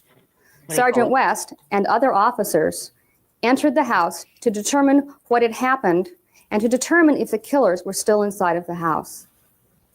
Sergeant West will describe his discovery of the bodies of Jose Enrique Menendez and Mary Louise Menendez inside of the family room of the Menendez home that night. Sergeant West determined that both victims were dead, and he also noticed that pellet patterns he observed in the room indicated to him that a shotgun had been used in the killings. Sergeant West is familiar with shotguns, and he did not notice any visual signs of shotgun smoke, nor did he smell any shotgun smoke in the room. Neither did he see any signs of expended shotgun shells. He also noticed that both the television set and the lights were on inside of that room where the bodies were found. The police proceeded through the house, and Sergeant West noticed that there were 2 rifles inside a closet in a bedroom upstairs. Sergeant West also searched a guest house in the back of the Menendez property. The lights were on inside of the guest house, and its front door was open. No other weapons were noticed or recovered at the crime scene that night, aside from the 2 rifles seen in the upstairs closet by Sergeant West. Both of the defendants were taken to the police station to be interviewed. The house was now off limits while the police and coroner's personnel began the grim task of examining the Menendez home and its contents. At 1:42 a.m., 2 hours after the 911 call, Sergeant Thomas Edmonds, also of the Beverly Hills Police Department, spoke with Lyle Menendez to find out what he knew about the events of that evening and who might have committed this crime. Lyle Menendez told Sergeant Edmonds that he and his brother had gone to the movies that night at Century Plaza, and then had gone to the Santa Monica Civic Center to attend a food and wine tasting function. Lyle Menendez told Sergeant Edmonds that he was supposed to meet a friend of his by the name of Perry Berman at the Santa Monica Civic Center. Lyle Menendez told Sergeant Edmonds that he and his brother had missed Mr. Berman at the Santa Monica Civic Center, and so Lyle Menendez called Mr. Berman from a payphone at the Civic Center. Lyle Menendez used a U.S. Sprint calling card registered to his father, Jose Menendez, and the records of that transaction show 2 phone calls made to Perry Berman from a payphone at the Santa Monica Civic at 11:07 and 11:15 p.m. Lyle Menendez went on to tell Sergeant Edmonds that during these 2 telephone calls, he arranged to meet Perry Berman at a restaurant in Beverly Hills instead that night. Lyle Menendez continued and told Sergeant Edmonds that he and his brother returned home to pick up some sort of identification for Erik Menendez, which would enable him to enter a bar should they and Perry Berman decide to go for drinks. Lyle Menendez told Sergeant Edmonds that the defendants entered the house, found their parents, and called the police. Lyle Menendez specifically mentioned the smell of smoke in reference to entering the room where his parents' bodies were found. Contrast this with the statement of Sergeant West that when he entered the family room, he neither saw nor smelled smoke. Sergeant Edmonds asked Lyle Menendez if he had any idea as to who would have done this crime. Lyle Menendez opined that his father would probably be the reason for the murders, that it would have been business-related, and that some of the people affiliated with his father's business were seedy. Lyle Menendez also told Sergeant Edmonds that he knew that there were 2 rifles inside of the house and that his mother had just purchased one of them. Lyle Menendez went on to say that he called the police shortly after discovering his parents' bodies and that the police came pretty quickly. In describing the crime scene, Lyle Menendez told Sergeant Edmonds the following: It doesn't seem like they heard anything because they were on the couch, and my dad is usually pretty deaf to hear something. So when he gets up right away And he continued on. So I was really surprised that he was sitting on the couch like that. My mother was on the floor, like she was trying to get away or something. Sergeant Edmonds next spoke to Erik Menendez during those early morning hours. Erik Menendez told Sergeant Edmonds that he and his brother had gone to the movies that night and had gotten lost going to Santa Monica to see Perry Berman. A neighbor of the Menendezes who lives 2 doors south of their home will testify that she heard popping noises that night at around 10 p.m., almost 2 hours before the 911 call made by Lyle Menendez. This neighbor thought the noises were made by firecrackers, and so she dissuaded her son from calling the police. When detectives arrived at the crime scene, they too saw the bodies discovered by Sergeant West. The detectives also saw that there were no expended shotgun shells in the room where the murders had occurred. Perry Berman will be a witness in this case. He is the young man who was to meet the Menendez brothers at the Santa Monica Civic Center. He will tell you that on the afternoon before the killings, that is, the afternoon of August the 20th, he arrived home to find a message on his answering machine from Lyle Menendez. When he finally reached Lyle Menendez by phone, Lyle Menendez wanted to see him that night. Perry Berman had already made plans to go to the food and wine tasting event in Santa Monica, but he invited Lyle Menendez to join Perry and a friend of his with whom he had already made plans. Perry Berman will tell you that he did not see Lyle Menendez in Santa Monica, and he went home to bed. Around 11 o'clock that night, Mr. Berman received a telephone call from Lyle Menendez, who urged him to meet with the Menendez brothers at their parents' home in Beverly Hills, whereupon they would go somewhere else to eat. Not wanting to disturb the Menendez parents, Perry Berman agreed to meet Lyle Menendez at the Cheesecake Factory in Beverly Hills, which is a restaurant. Mr. Berman dressed, went to the Cheesecake Factory, and waited for a half hour for the defendants to arrive. While there, the night silence was broken by the sound of sirens, and after concluding that the brothers were not going to show up, Mr. Berman went towards the Menendez home. When he got there, he saw the police, whose sirens he had heard while waiting at the restaurant. Forensic criminalists from the Sheriff's Department will testify about some of the conclusions which can and cannot be made from looking at the photographs of the crime scene in this case. A doctor from the coroner's office who performed the autopsies on Mr. and Mrs. Menendez will describe the wounds which ended the lives of these victims. The coroner's representative will tell you that Mr. Menendez had 5 shotgun wounds, the major one being an entrance wound to the back of Mr. Menendez's head. He will also tell you that Mrs. Menendez had 10 separate shotgun wounds, some of which could have been caused by the same blast. An expert on firearms will testify as to the workings of a shotgun, shotgun pellet patterns, and other things specific to this crime scene. The head of the Sheriff's Serology Department will tell you that Jose Menendez was not killed precisely in the position in which you will see him in the photographs, due to the pooling of blood on the family sofa. He will also tell you what can and cannot be said about this crime scene.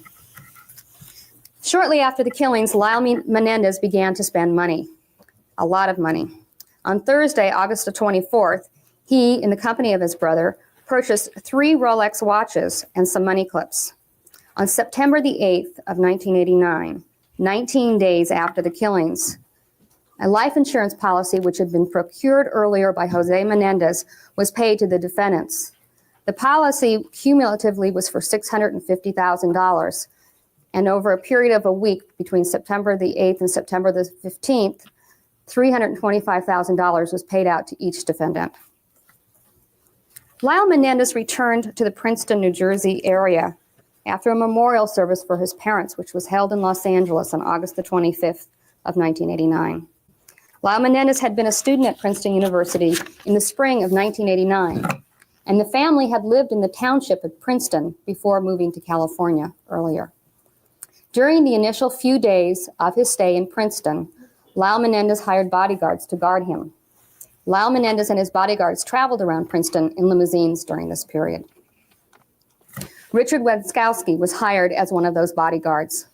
He will testify in this case, and Mr. Wenskowski will tell you that one day he accompanied Lyle Menendez to the airport so that Lyle Menendez could make a quick trip from the East Coast to the West Coast.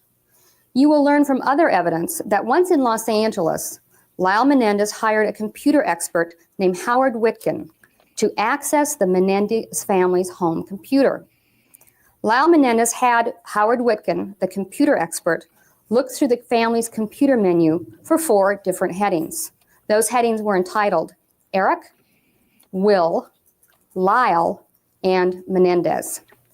Mr. Witkin found files with 3 of these headings, but there was no information of any use in those computer files. Lyle Menendez asked Mr. Witkin to erase the entire computer so that he could sell the computer. Mr. Witkin did so and was paid with a check drawn on the account of Jose Menendez for $150. The computer was erased by Mr. Witkin on August the 31st, 1989, 11 days after the deaths of Mr. and Mrs. Menendez. Mr. Wenskowski will also tell you that he had a conversation with Lyle Menendez, during which Lyle Menendez asked him if ballistics evidence could be used to trace an expended shotgun shell to a particular weapon. Mr. Wenskowski told him no. After erasing the computer, Lyle Menendez returned to Princeton the same day. Sometime after the computer's erasure, Lyle Menendez had a conversation with his best friend, Glenn Stevens. Mr. Stevens was a student at Princeton University in the fall of 1989 and had been enrolled with Lyle Menendez during the spring semester of 1989, several months before. Lyle Menendez told his best friend, Glenn Stevens, after the killings, that Lyle's uncle Carlos had found something in the family computer which was under one of 3 headings. Lyle Menendez told Glenn Stevens that Lyle Menendez's father had been upset with him and that if there was a new will in the computer, he, Lyle, might not be in it. Lyle Menendez told him that the will that the family was aware of, that is the other relatives in the family, had left everything to Lyle Menendez and his brother. Lyle Menendez told Mr. Stevens that the person he had hired to erase the computer was some little Jewish guy, that no one would ever be able to find him. On December the 5th of 1989, several months now after the murders, the police found Mr. Witkin. They served a search warrant at 722 North Elm Drive and recovered the family's computer.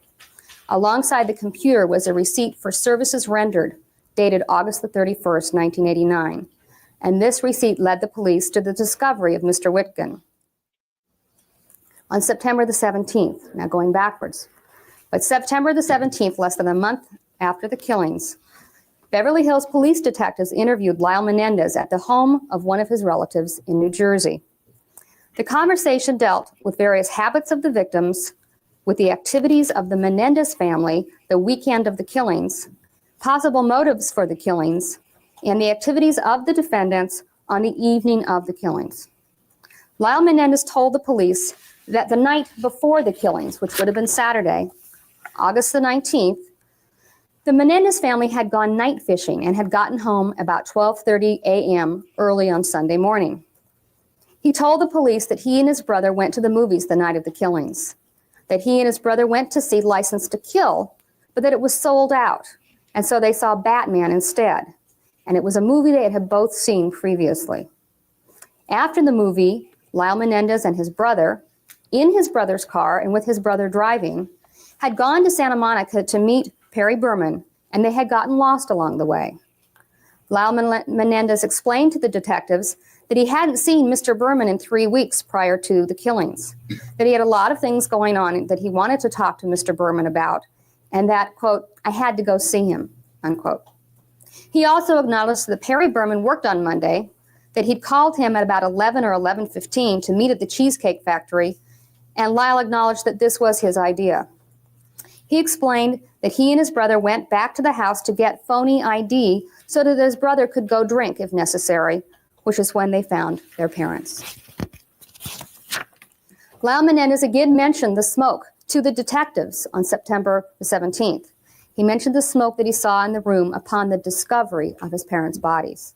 He said the police were called right away and arrived right away. Lyle Menendez was asked by the detectives about his parents' sleeping habits, particularly about whether they would fall asleep while watching television. Lyle Menendez told the detectives that his father would fall asleep in a movie just like that, but that his mother had insomnia, so whether or not she would fall asleep was a matter of how tired she was. He also said that his father was not easily awakened, but that his mother awoke easily. Lyle Menendez also told the police that the maid had Saturdays and Sunday nights off. In another portion of the discussion, Lyle Menendez was comforted by the detectives that both of his parents had not suffered and had died instantaneously. Lyle Menendez and the detectives discussed possible motives for the killings, and the subject turned to Jose Menendez's business dealings. Lyle Menendez told the police that his father had received threats from people. He discussed the possibility that his parents' deaths were linked to organized crime, and also discussed his own needs for a bodyguard because he was being followed. Lyle Menendez made the statement that, quote, "It's pretty difficult to get good security," unquote. But from what we now know, this hint that his own life might have been in danger because of his parents' killings was a lie. In response to the police questions about any problems that Lyle might have had with his parents, Lyle Menendez told the police that he and his mother had recently quarreled over the fact that he had locked himself out of the family home and he had to wake his mother to get inside, a fairly trivial incident. He said that he had no other problems with his parents. While the police were there questioning Lyle Menendez, they noticed that he was wearing a gold Rolex watch, and he confirmed that he had purchased it shortly before his parents' memorial service, which the evidence will show was on August the 25th. He also indicated that he had charged the Rolex watch on his father's credit card. By March of 1990, 6.5 months after the killings, the police were getting ready to make arrests for the murders of Jose and Mary Louise Menendez.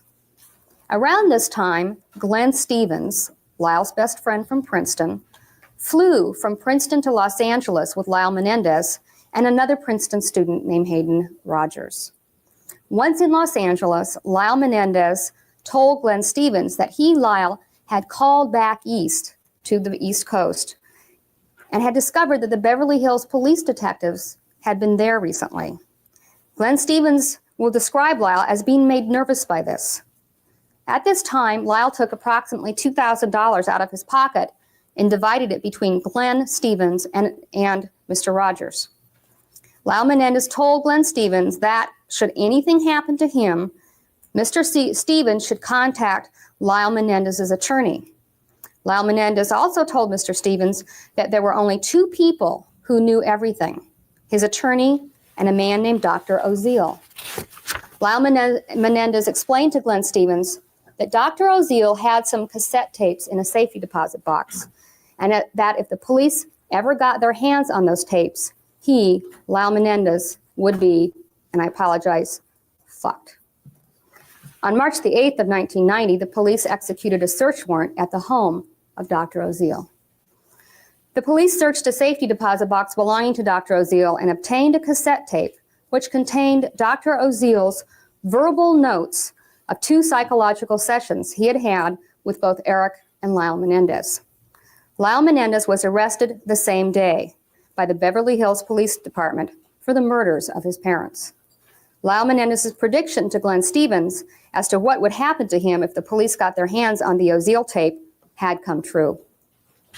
The shotguns used in the murders were never recovered. After searching Dr. Oziel's safety deposit box, the police were led to the San Diego area in search of records which would show the purchase of shotguns. After visiting several stores, the police went to a Big 5 sporting goods store. In searching the records, they discovered firearms purchase records in the name of a man named Donovan Goodrow.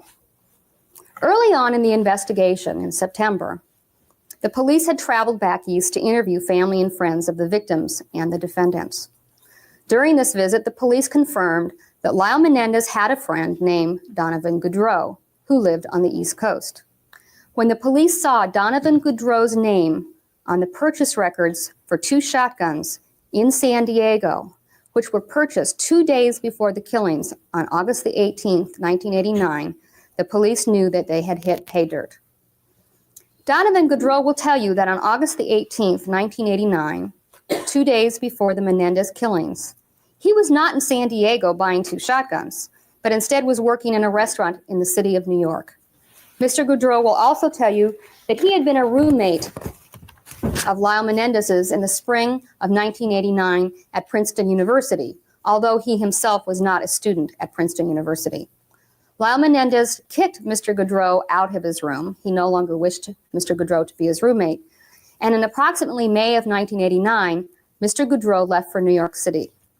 Mr. Goudreau will also tell you that he discovered that his wallet and identification were missing when he traveled to New York. Glenn Stevens will tell you that Lyle Menendez bragged to Glenn Stevens that he had stolen Mr. Goudreau's wallet in order to get back at Mr. Goudreau because Lyle Menendez suspected that Donovan Goudreau had stolen money from Lyle Menendez. Lyle Menendez also indicated that he would forge Mr. Goudreau's signature to obtain this retribution. Amanda Adams Greer was working at... All right, this goes for friggin' ever. Holy crap. They made. This was almost the perfect murder. Merely direct your attention to the board since I have a lack of space here. Okay. Menendez killed their parents. We're not disputing. This is the opening statements because they've both got separate lawyers. So that was Lyle's prosecution opening statements, and I think this is Erik's prosecution's opening statement. Where it happened, how it happened, who did it. We're not disputing when it happened. The only thing that you are going to have to focus on in this trial is why it happened. And the prosecution has suggested to you that it was done for money. Okay, no, this is Lyle's defense attorney. It was done to commit the perfect crime. It was done possibly out of hatred. And what we will prove to you is it was done out of fear. You will be given a great deal of evidence to evaluate. In deciding whether you believe that this crime, that these children killed their parents for money, you'll get an idea of what their life was like before. They were living in a Beverly Hills mansion. Lyle was attending Princeton University. He was driving the brand new Alfa Romeo he got for high school graduation. He'd had credit cards since he was 15 for both phone and to buy whatever he wanted. They had the most expensive tennis coaches. They took expensive vacations, and everyone who knew Lyle said he had, Lyle Menendez, knew he had all of the money that he needed. His father had been on a meteoric rise within the last couple of years, and things were only getting better. He was going to make more money the next year than he had the last, and more money the year after that. He was aggressive, he was talented, he was going to win at any cost. But his family was going with him wherever he went, and money was not going to be an issue. Lyle Menendez was going to be supported by, directed by, controlled by, and taken care of by his father for the rest of his life. His father had always picked his schools, his friends, tried to control his girlfriends, decided where he was going to work, what his future was going to be, and had talked of his plans to buy a compound in Florida in which there would be houses for not only Kitty and Jose Menendez, but one for Lyle and whomever he would marry, and one for Erik and whomever he would marry, and various other relatives. So there was no real concern that he was not going to have money and be taken care of all of his life. The prosecution is going to produce evidence of certain purchases, of money that was spent by Lyle Menendez after his parents died. There's information about the watches. He bought a car. He made offers on a couple of condominiums. The only one that actually ever closed was the condominium in Princeton, which his parents were in the process of buying for him, at the time of their death. It was to close in about 2 weeks. Lyle had helped pick it out, and they were going to pay for it. You will also hear that he purchased a restaurant, and you will hear from his aunt and uncle about their decision to go along with this idea because of their desire to give some structure to the chaotic existence which followed the death of his parents. You will be given information which It will help you, I think, to understand the grief process and that everyone does not experience it the same way, and that even people who kill other people mourn their loss, miss them, and love them. If this wasn't about money, then what was it about? This trial will take you behind the facade of the rich houses, the fancy cars, the wealthy friends, and impressive social engagements. It will take you to the life that was experienced by Lyle Menendez and his brother as they grew up. There's a picture on the board in the middle, which is a picture of Lyle and his little brother, Erik. All of his life, he was responsible for protecting Erik, and he didn't always do it. And in fact, he sometimes hurt his brother. And as he grew older, the responsibility that he felt for him, for this child with whom he shared a war zone life, became even stronger, and his sense of guilt over some of his shortcomings loomed very large for him. The events which took place on August 20th, 1989, had their genesis long, long before. But immediately before the killing, in those last few days, that last week, an event began which set all of this in motion. Erik Menendez told his brother Lyle Menendez that he couldn't stand it any longer. His father had been molesting him for 12 years. It had gotten more violent, and he couldn't take it. He needed help. He couldn't get out. He couldn't leave, and he couldn't take on his father. And so he turned to his big brother. And his big brother, who had a fairly nice life going for him at the time, had spent the summer at tennis camps, was going back to Princeton in the fall to live in this new condominium, had a girlfriend all lined up that he'd been establishing a relationship with that summer, could not turn his back on his brother. Although shocked to hear that this had been going on for the 12 years, he believed Erik.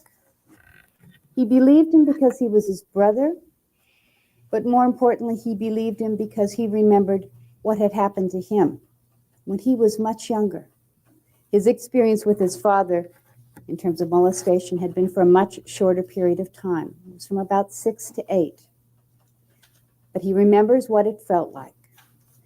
I actually just had a look and have found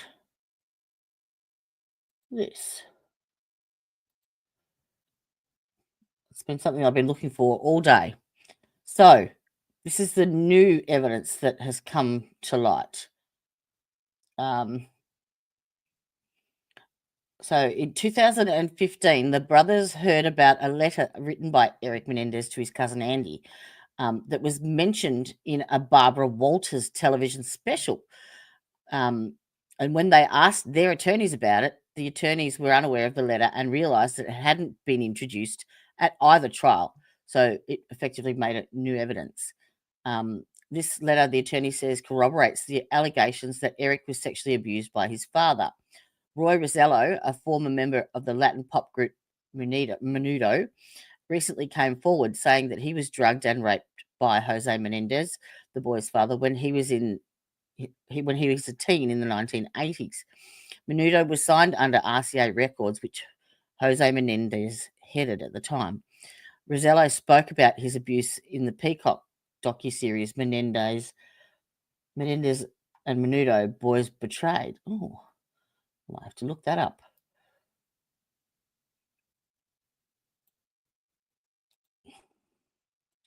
He provided a signed declaration to the brothers' lawyers, the final piece of evidence needed for them to file a new petition for habeas corpus in May 2023 and ask for a re-examination of the case. And that didn't take place until May this year. So they submitted a petition. So this was written, I think, in July.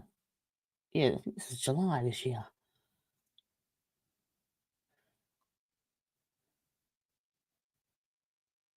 Sorry, May this year. All right. they submitted this habeas corpus asking the court to grant them a new trial in light of the new evidence presented. The court is also considering a motion for resentencing. Well, it did. They did do it. And so, what is it? George Gascon last October. Gascon said his office would recommend the brothers receive a new sentence of 50 to life, which is what they got, making them eligible for parole immediately because they were under 26 years old at the time of the crimes. If the state parole board granted their release, California Governor Gavin Newsom then has 150 days to review the parole board's decision. Finally, the brothers have asked Newsom to grant them clemency. Newsom has ordered the state parole board to evaluate whether the brothers would pose a risk to the public if released. Is he the new DA? Is it him? All right. What is his? Hochman says he opposes resentencing the Menendez brothers because of their lack of full insight and lack of complete responsibility for their murders. On Monday, his office announced it was withdrawing the resentencing motion, but it went through anyway.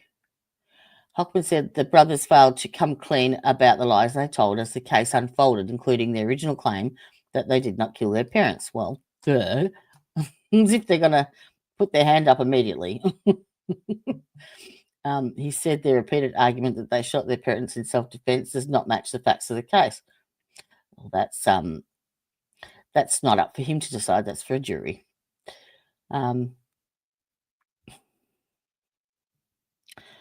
Hochman says, where is it? He said their repeated argument that they,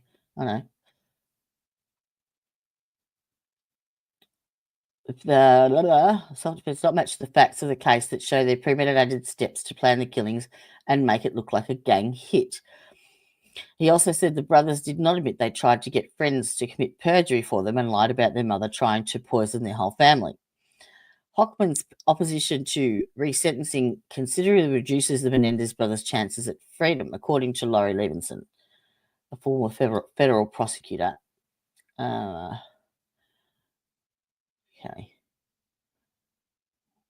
Well, they actually did get it, so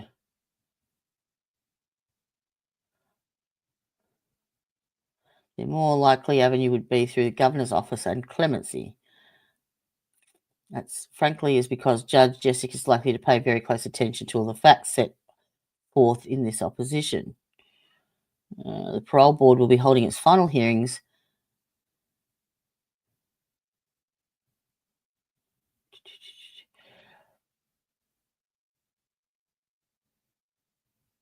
The story was first published on March the 11th. It was updated on May 15th to correct Andy Cano's relationship with the Menendez brothers. He is their cousin, not uncle. Let me see what this 88-page document is. Oh, okay. Here we go. It is court filings. I like this. All right. Oh, fuck, it's 88 pages. Holy crap. I'll start. And I'll finish it.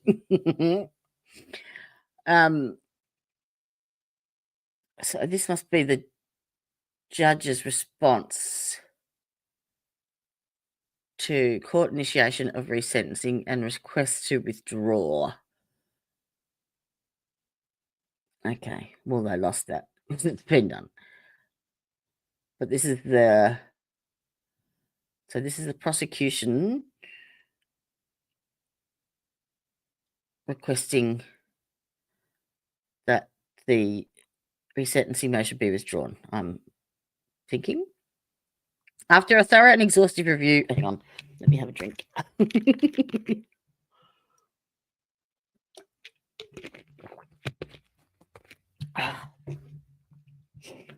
After a thorough and exhaustive review of the case, including the review of thousands of pages of trial transcripts, thousands of pages of prison records, hundreds of hours of videotape trial testimony, do you know what?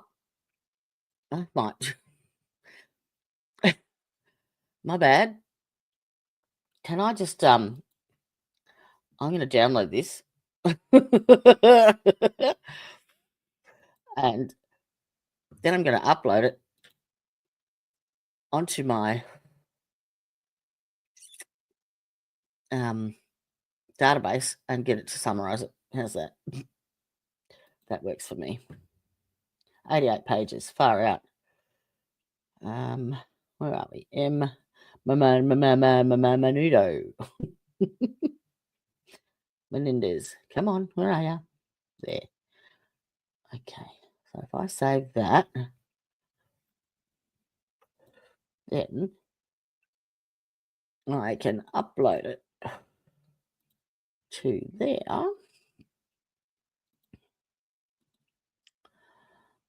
Baby, come back. Talk about yourselves. Talk about yourselves. I'm coming.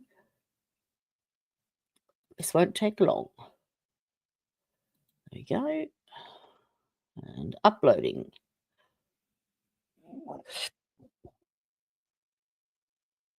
Okay, how's that for quick? Now, let's get it to summarize. I love this. I absolutely love this database. It is unbelievable what it has done for me with regards to my case against the National Disability Insurance Agency, the people that are stopping me from accessing services. I uploaded every single file of mine, every single document, and had it analysed and created a legal argument with it. It's great. Okay. Analyze this document and summarize the key points.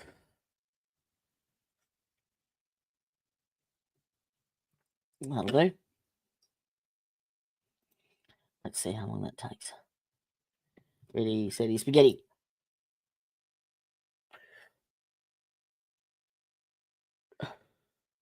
I'll analyze this legal document for you. Given it's an 88-page document, I'll use the comprehensive analysis tool to examine the entire filing. Thank you. Good job. It's bloody amazing. Yeah, you can watch it work.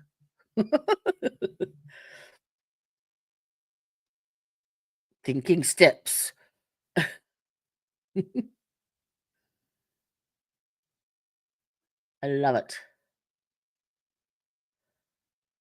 I even I've uploaded all of the Morrissey emails. And basically I got it to analyze each one of them because they come like they're generically named. So each one has the same name, just with a different number at the end of it. Same as all the other documents in the Brian Koberger and all the rest of it. So I uploaded them all. I got the AI to analyze the contents of each of the emails and give it an appropriate title so that we could know what was within the document. And then I got it to separate it into its main threads, basically. So there was a Karen Reid trial, there was the Turtle Boy, there was 5 of them, the main things. And then I got it to structure them chronologically in their communication thread. So like the first email of that conversation, write down and follow it through. So there we go. People's response document. Done. Oh, why is it not? All right.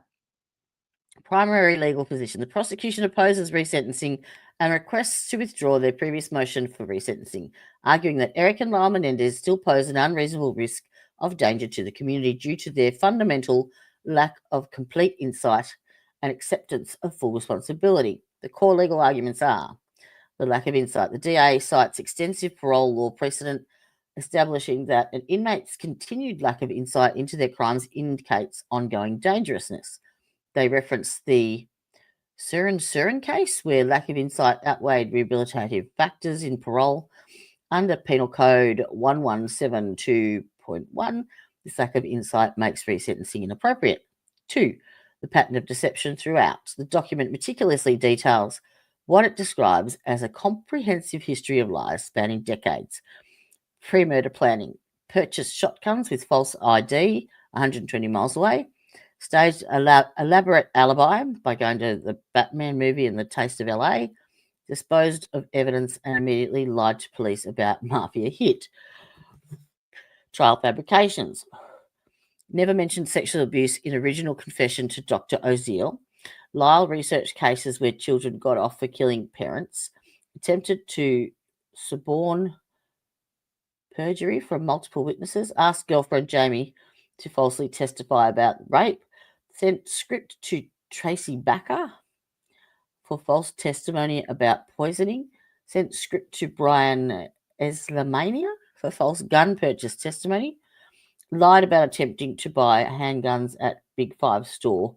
Hadn't sold handguns since 1986. Continued prison misconduct. Erik caught lying about a cell phone possession. Ooh, in 34 years, that's it. Oh, visitor assaults incidents. Lyle, 19 disciplinary violations, including contraband and mail circumvention. Legal grounds for withdrawal. The DA cites People versus Vassal 2023, establishing that a prosecutor may withdraw a resentencing motion before court ruling if based on legitimate reason and substantive reevaluation. Their exhaustive review of tens of thousands of pages allegedly revealed the previous motion failed to adequately consider the brothers' lack of insight. Current position. Importantly, the DA leaves the door open. If the brothers were to finally come forward with unequivocal and sincerely admit and completely accept responsibility for their lies of self-defense. See, I don't get that. Like, he's asking them to, in my opinion, lie about the truth, but not. It doesn't make sense to me. Yes, they've lied. Absolutely. Yes, they've done the wrong thing. Absolutely.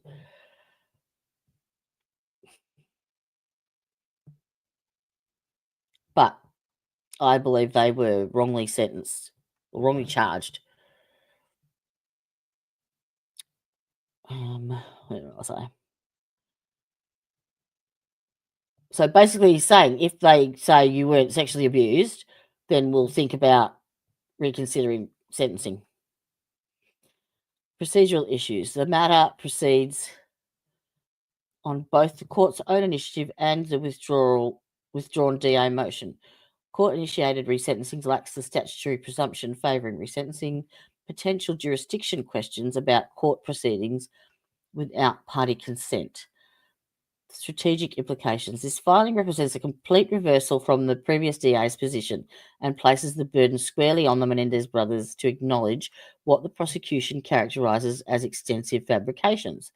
The document essentially argues that the brothers' continued maintenance of their trial testimony demonstrates they haven't genuinely accepted responsibility. Well, hang on.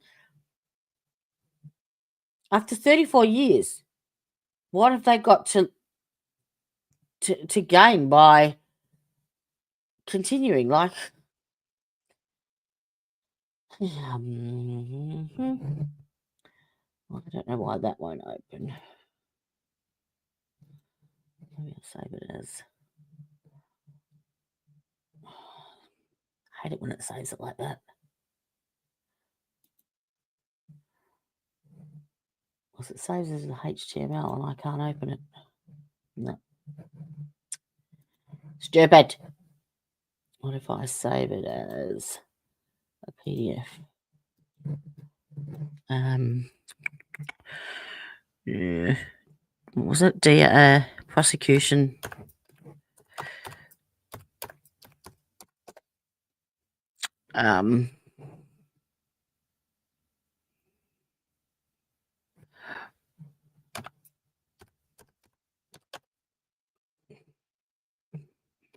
withdrawal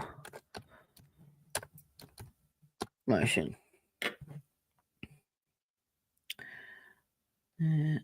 Save.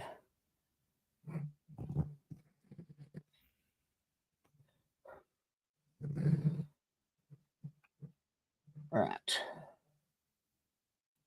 All right. Now we can get out of that.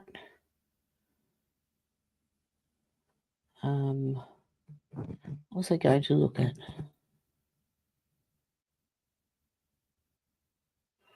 I have actually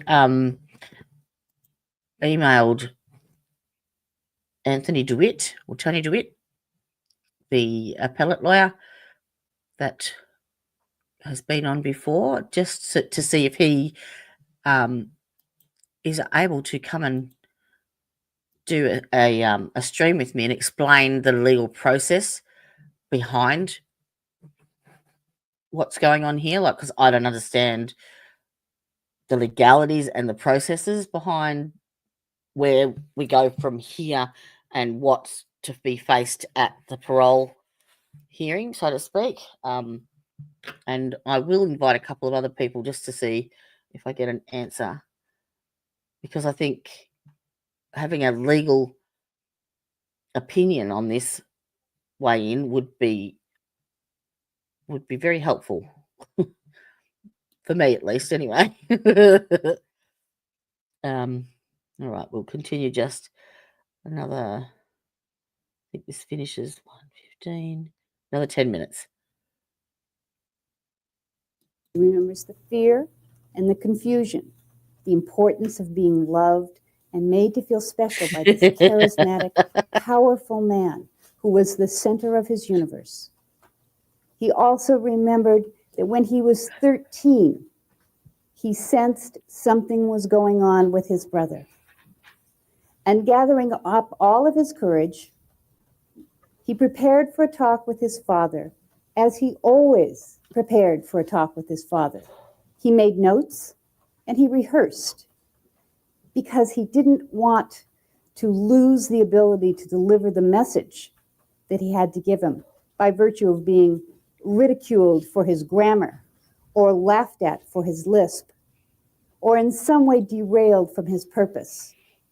And so at 13, he went to Jose Menendez and told him he knew what was going on and he wanted it to stop. And his father promised him that it would. Lyle decided that it worked when he was 13, or at least he thought it had. So he was going to try the same procedure again. He was going to talk to his dad about it. Only now he was older. He posed much more of a threat. He could tell people. Maybe somebody would believe him now. He knew he wouldn't have been believed at 13. But maybe at 21, he would be believed. So he, again, prepared for a talk with his father. He made notes, he rehearsed, and then he confronted him. And he told him that he knew what had been going on, and it was going to stop. And it was going to stop now. And his father was going to let him take his little brother and leave the house. He had underestimated his father grossly. His father indicated to him in no uncertain terms that Erik Menendez was his son and he would do whatever he wanted with his son, and that no one was going to threaten him, and no one was going to control him, and no one was going to have a secret like this with which to destroy him. He made it very clear to Lyle Menendez that this secret would never leave this family, and that the people who held this secret and this power over him would not be allowed to live. Needless to say, this was not what Lyle had envisioned. Had his brother told him before this conversation, rather than after it, the details of the torture and the sexual abuse he had endured, he would have had a clearer picture of the man with whom he was dealing. Lyle's violent experiences with his father had been, for the most part, when he was young. He respected, admired, loved his father, but more than that, wanted to be loved by his father and found worthy. He didn't think on a daily basis about all of the signs in the past, and he didn't think clearly about them before he spoke with his father. The next few days, he went back and forth between fear and hope, sure that what the message was of impending death, and yet hoping that somehow Dad, who could always fix everything, would somehow find a way out of this for the family, that somehow he would let him know it was okay. And over the next few days, different events occurred which accelerated the brother's fear. On Friday, after this conversation with his father, on Thursday night, and after finding out from his mother that she had known all along of Erik's abuse and didn't protect him, the brothers decided to go buy handguns. That seemed like a smart way to protect themselves. What they didn't know was you can't go in and just buy a handgun. You have to wait 2 weeks. And they figured they probably wouldn't be around in 2 weeks. So they went to another gun store and they talked, and someone said, "Why don't you buy shotguns? That's what people use to protect themselves." It didn't seem to be nearly as good as being able to have a handgun on you, but it seemed better than being there unprotected. And so they bought the shotguns. They used Donovan Goudreau's driver's license. Donovan had been a very close friend of Lyle's, far closer than Glenn Stevens. And Donovan, because of some things he had done, made a lot of people angry. And Lyle's friends, including Glenn Stevens, and Lyle's father demanded that Donovan be thrown out of the dorm room. Lyle didn't want to do it, but he knew that if he didn't, his father would come do it for him. And so Donovan was ordered out of the dorm room and left behind a number of things, a bag with a lot of objects in it, and included there was Donovan Goudreau's license. And a witness will tell you, not that Lyle gleefully took this with some nefarious purpose, but that she found it on the floor when helping move Lyle out of the dorm room a short time later. Erik Menendez carried that driver's license because he was under 21 and physically quite similar to Donovan. On the date of the shotgun purchase, Lyle did not have a valid California driver's license. His license here had been suspended sometime before, and he'd been living in New Jersey.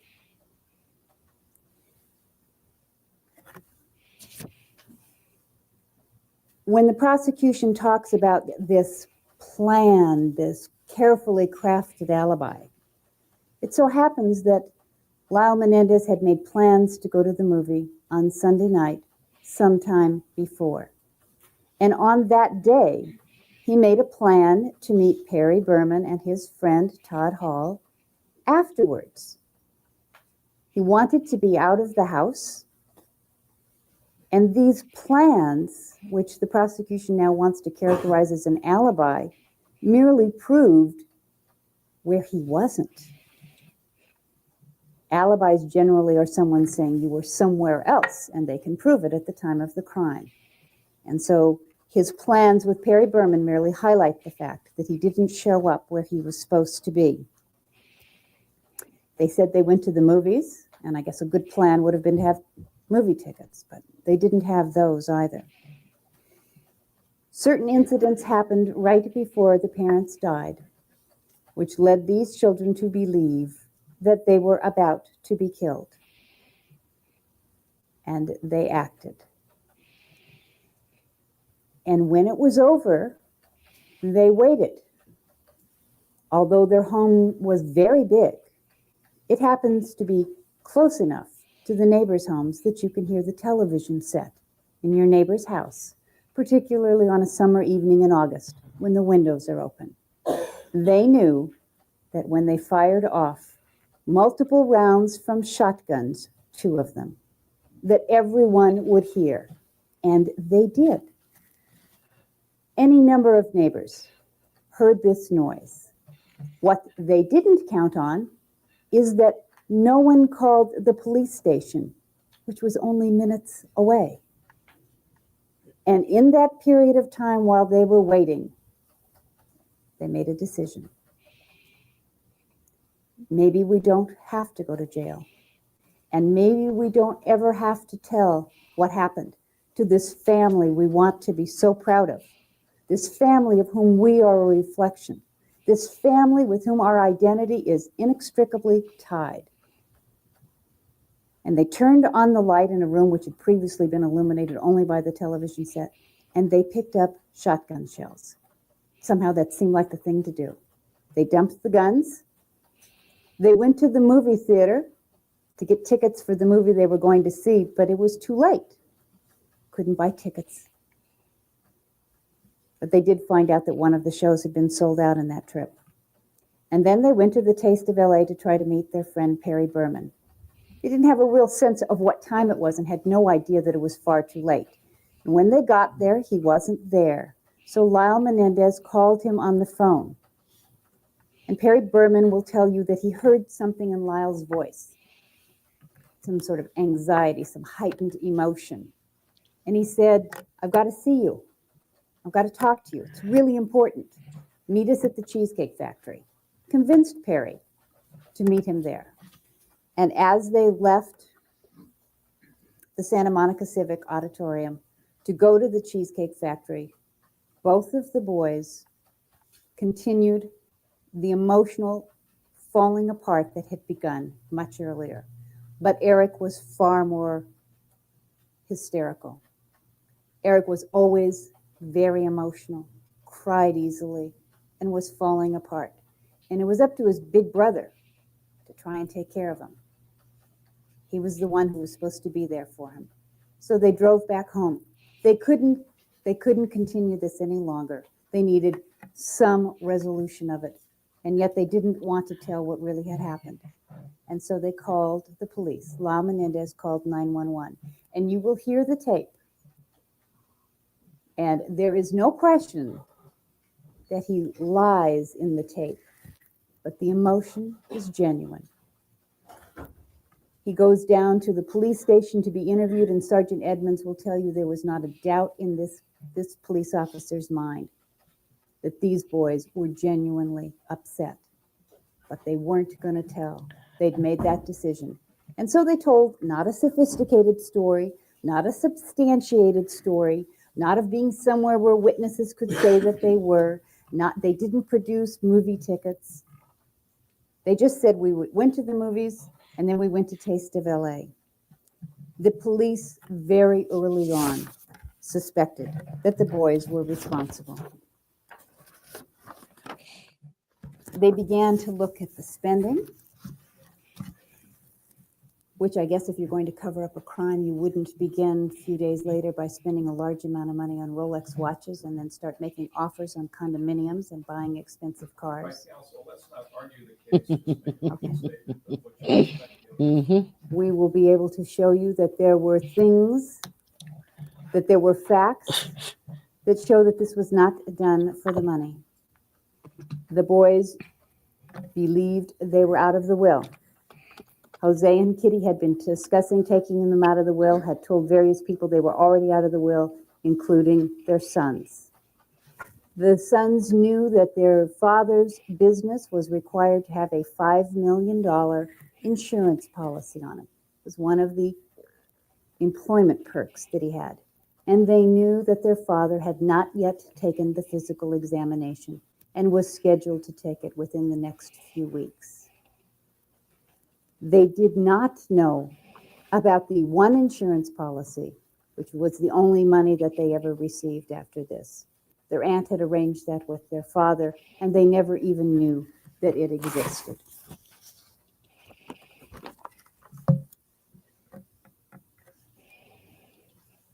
The prosecution has told you of the confession to Dr. Oziel. You will hear what Dr. Oziel has to say. You'll have the opportunity to observe him. We will provide you with additional information which will assist you in evaluating Dr. Oziel's credibility. The brothers had made a decision that they were not going to reveal the family secrets. And so they gave him some information, and Dr. Oziel filled in some of the blanks himself. What you will hear in this court from Lyle Menendez, from his teachers, from his coaches, from his friends, his neighbors, his relatives, will be the story of what life was like for him and his brother. You have to remember that the child to whom some of these things happened was not the 25-year-old young man sitting here today, but the young man pictured up on the board. For Lyle, most of the sexual abuse and violence occurred in the years before he was 10. He was arrested in March of 1990, and he first spoke of his abuse not to his lawyers, not to the media, but to his family. After he told his family, he began talking to me about it. And after that, we brought in the experts who you will see here in court. They are not the people who make their living testifying in court.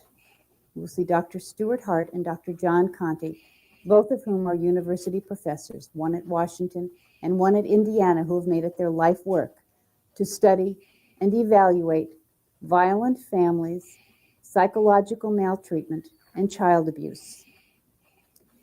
These experts were brought in and given free rein.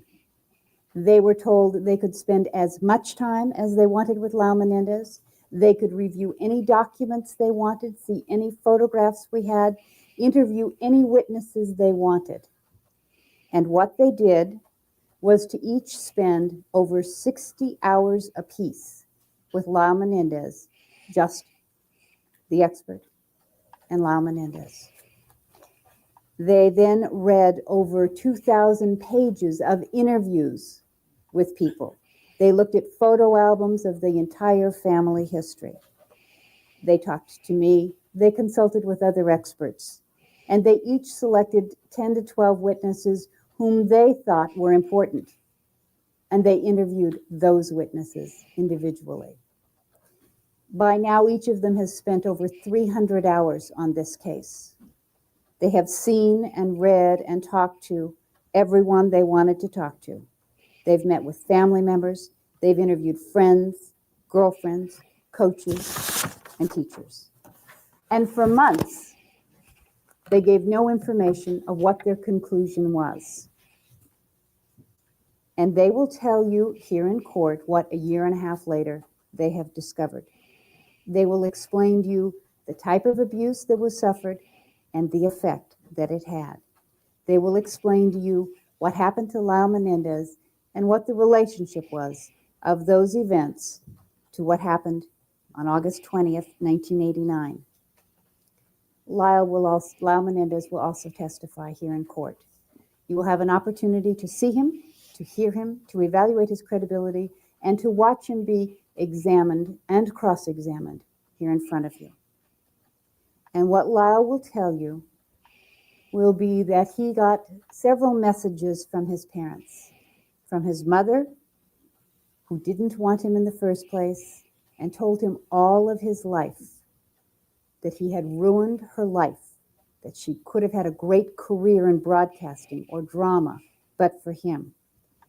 He was told on a regular basis that he was inadequate. He was humiliated, degraded, and rejected by this woman who in the last 3 years of her life was violent, unstable, drug addicted, alcohol dependent, and obsessive. He lived in a world of contradictions. For most of the time, the house was filthy. The laundry piled up. The ferret, who was never trained to go to the bathroom wherever he should have, went to the bathroom all over the house. They would have boxes and boxes and boxes of carnation bars and no other food. And then his mother would decide she was going to sell Shackley vitamins, and all of the toys would be thrown out and the cupboards would be filled with the vitamins. He was punished by being put under her bed where it was too small for him to turn over, which happened to be one of the areas the ferret liked to use to go to the bathroom. He will tell you of doing his term paper, and when called by her not responding soon enough, and having her rip it up in front of his eyes. He will tell you of being chased by her with a knife, of calling to her when she's in the kitchen making dinner, and her cutting herself, and her smearing her blood on his face and making him sit through dinner, and his fear that he was going to have to go to school in that condition. He will tell you of the abandonment which a number of people I think I've saw. had enough of this. Well, I didn't hear the ferret bit. I was looking at mock trials. Yeah, I found a simulator. Watch the 42-second demo.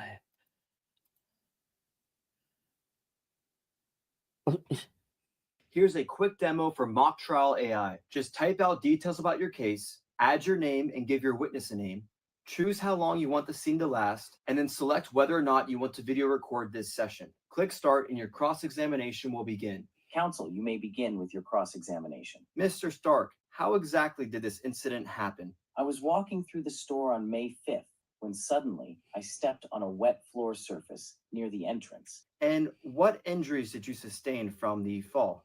I sustained injuries to both my neck and spine. Were there any fractures in your neck or spine? Yes, the x-rays revealed that I had a fracture in my spine as a result of the fall. Here's a quick demo for Mock Trial AI. Just type out details about your case, add your name, and give your That doesn't witness sound a like name. a cross-examination. Choose how long you want the scene to last, Oh, and then Finn, select for whether or fuck's not sake. you want to video record this session. Click start in your cross-examination. So this one has got like a car accident, but I can't access it because my mic's in use. Won't load. But yeah, that's it. Sounds like fun. I shall look into that a tad more. All right. Well, I think I've probably heard enough about Menendez today.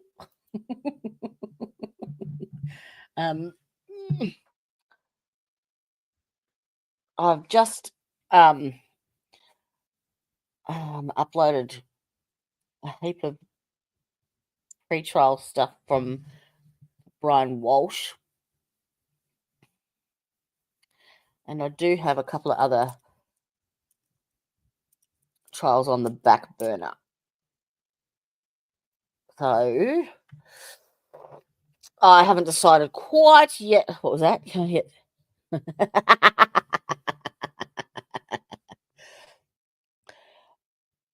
I don't mind if you can find something online that we can all share, whether we do it on here or on Discord or whatever. I don't mind, but yeah, I'm all good for it. And I'll try and organize this documentary if I can find it, and we'll do a movie night as well so we can all watch it. I'll do my best anyway. All right, so I haven't decided what we're doing tomorrow night, but I'll think of something. Don't you worry. Never fear. All right, what's the time? 3:15. Woohoo! Okie dokie. Let's get that off. And ta-da! Oh, my face is so red. My skin. Not good still. All right. Well, at least we know where we're at, where we've been, and hopefully where we're going. But I really would like to get a legal opinion and discussion going, if I can arrange it. And I think we've got a sentencing hearing coming up. I need to check that as well. All right. I'll update you when I have some more info. Thank you for joining us again. And I shall see you. What is it? Don't be good, be good at it. And hasta la vista, bitches. Bye-bye.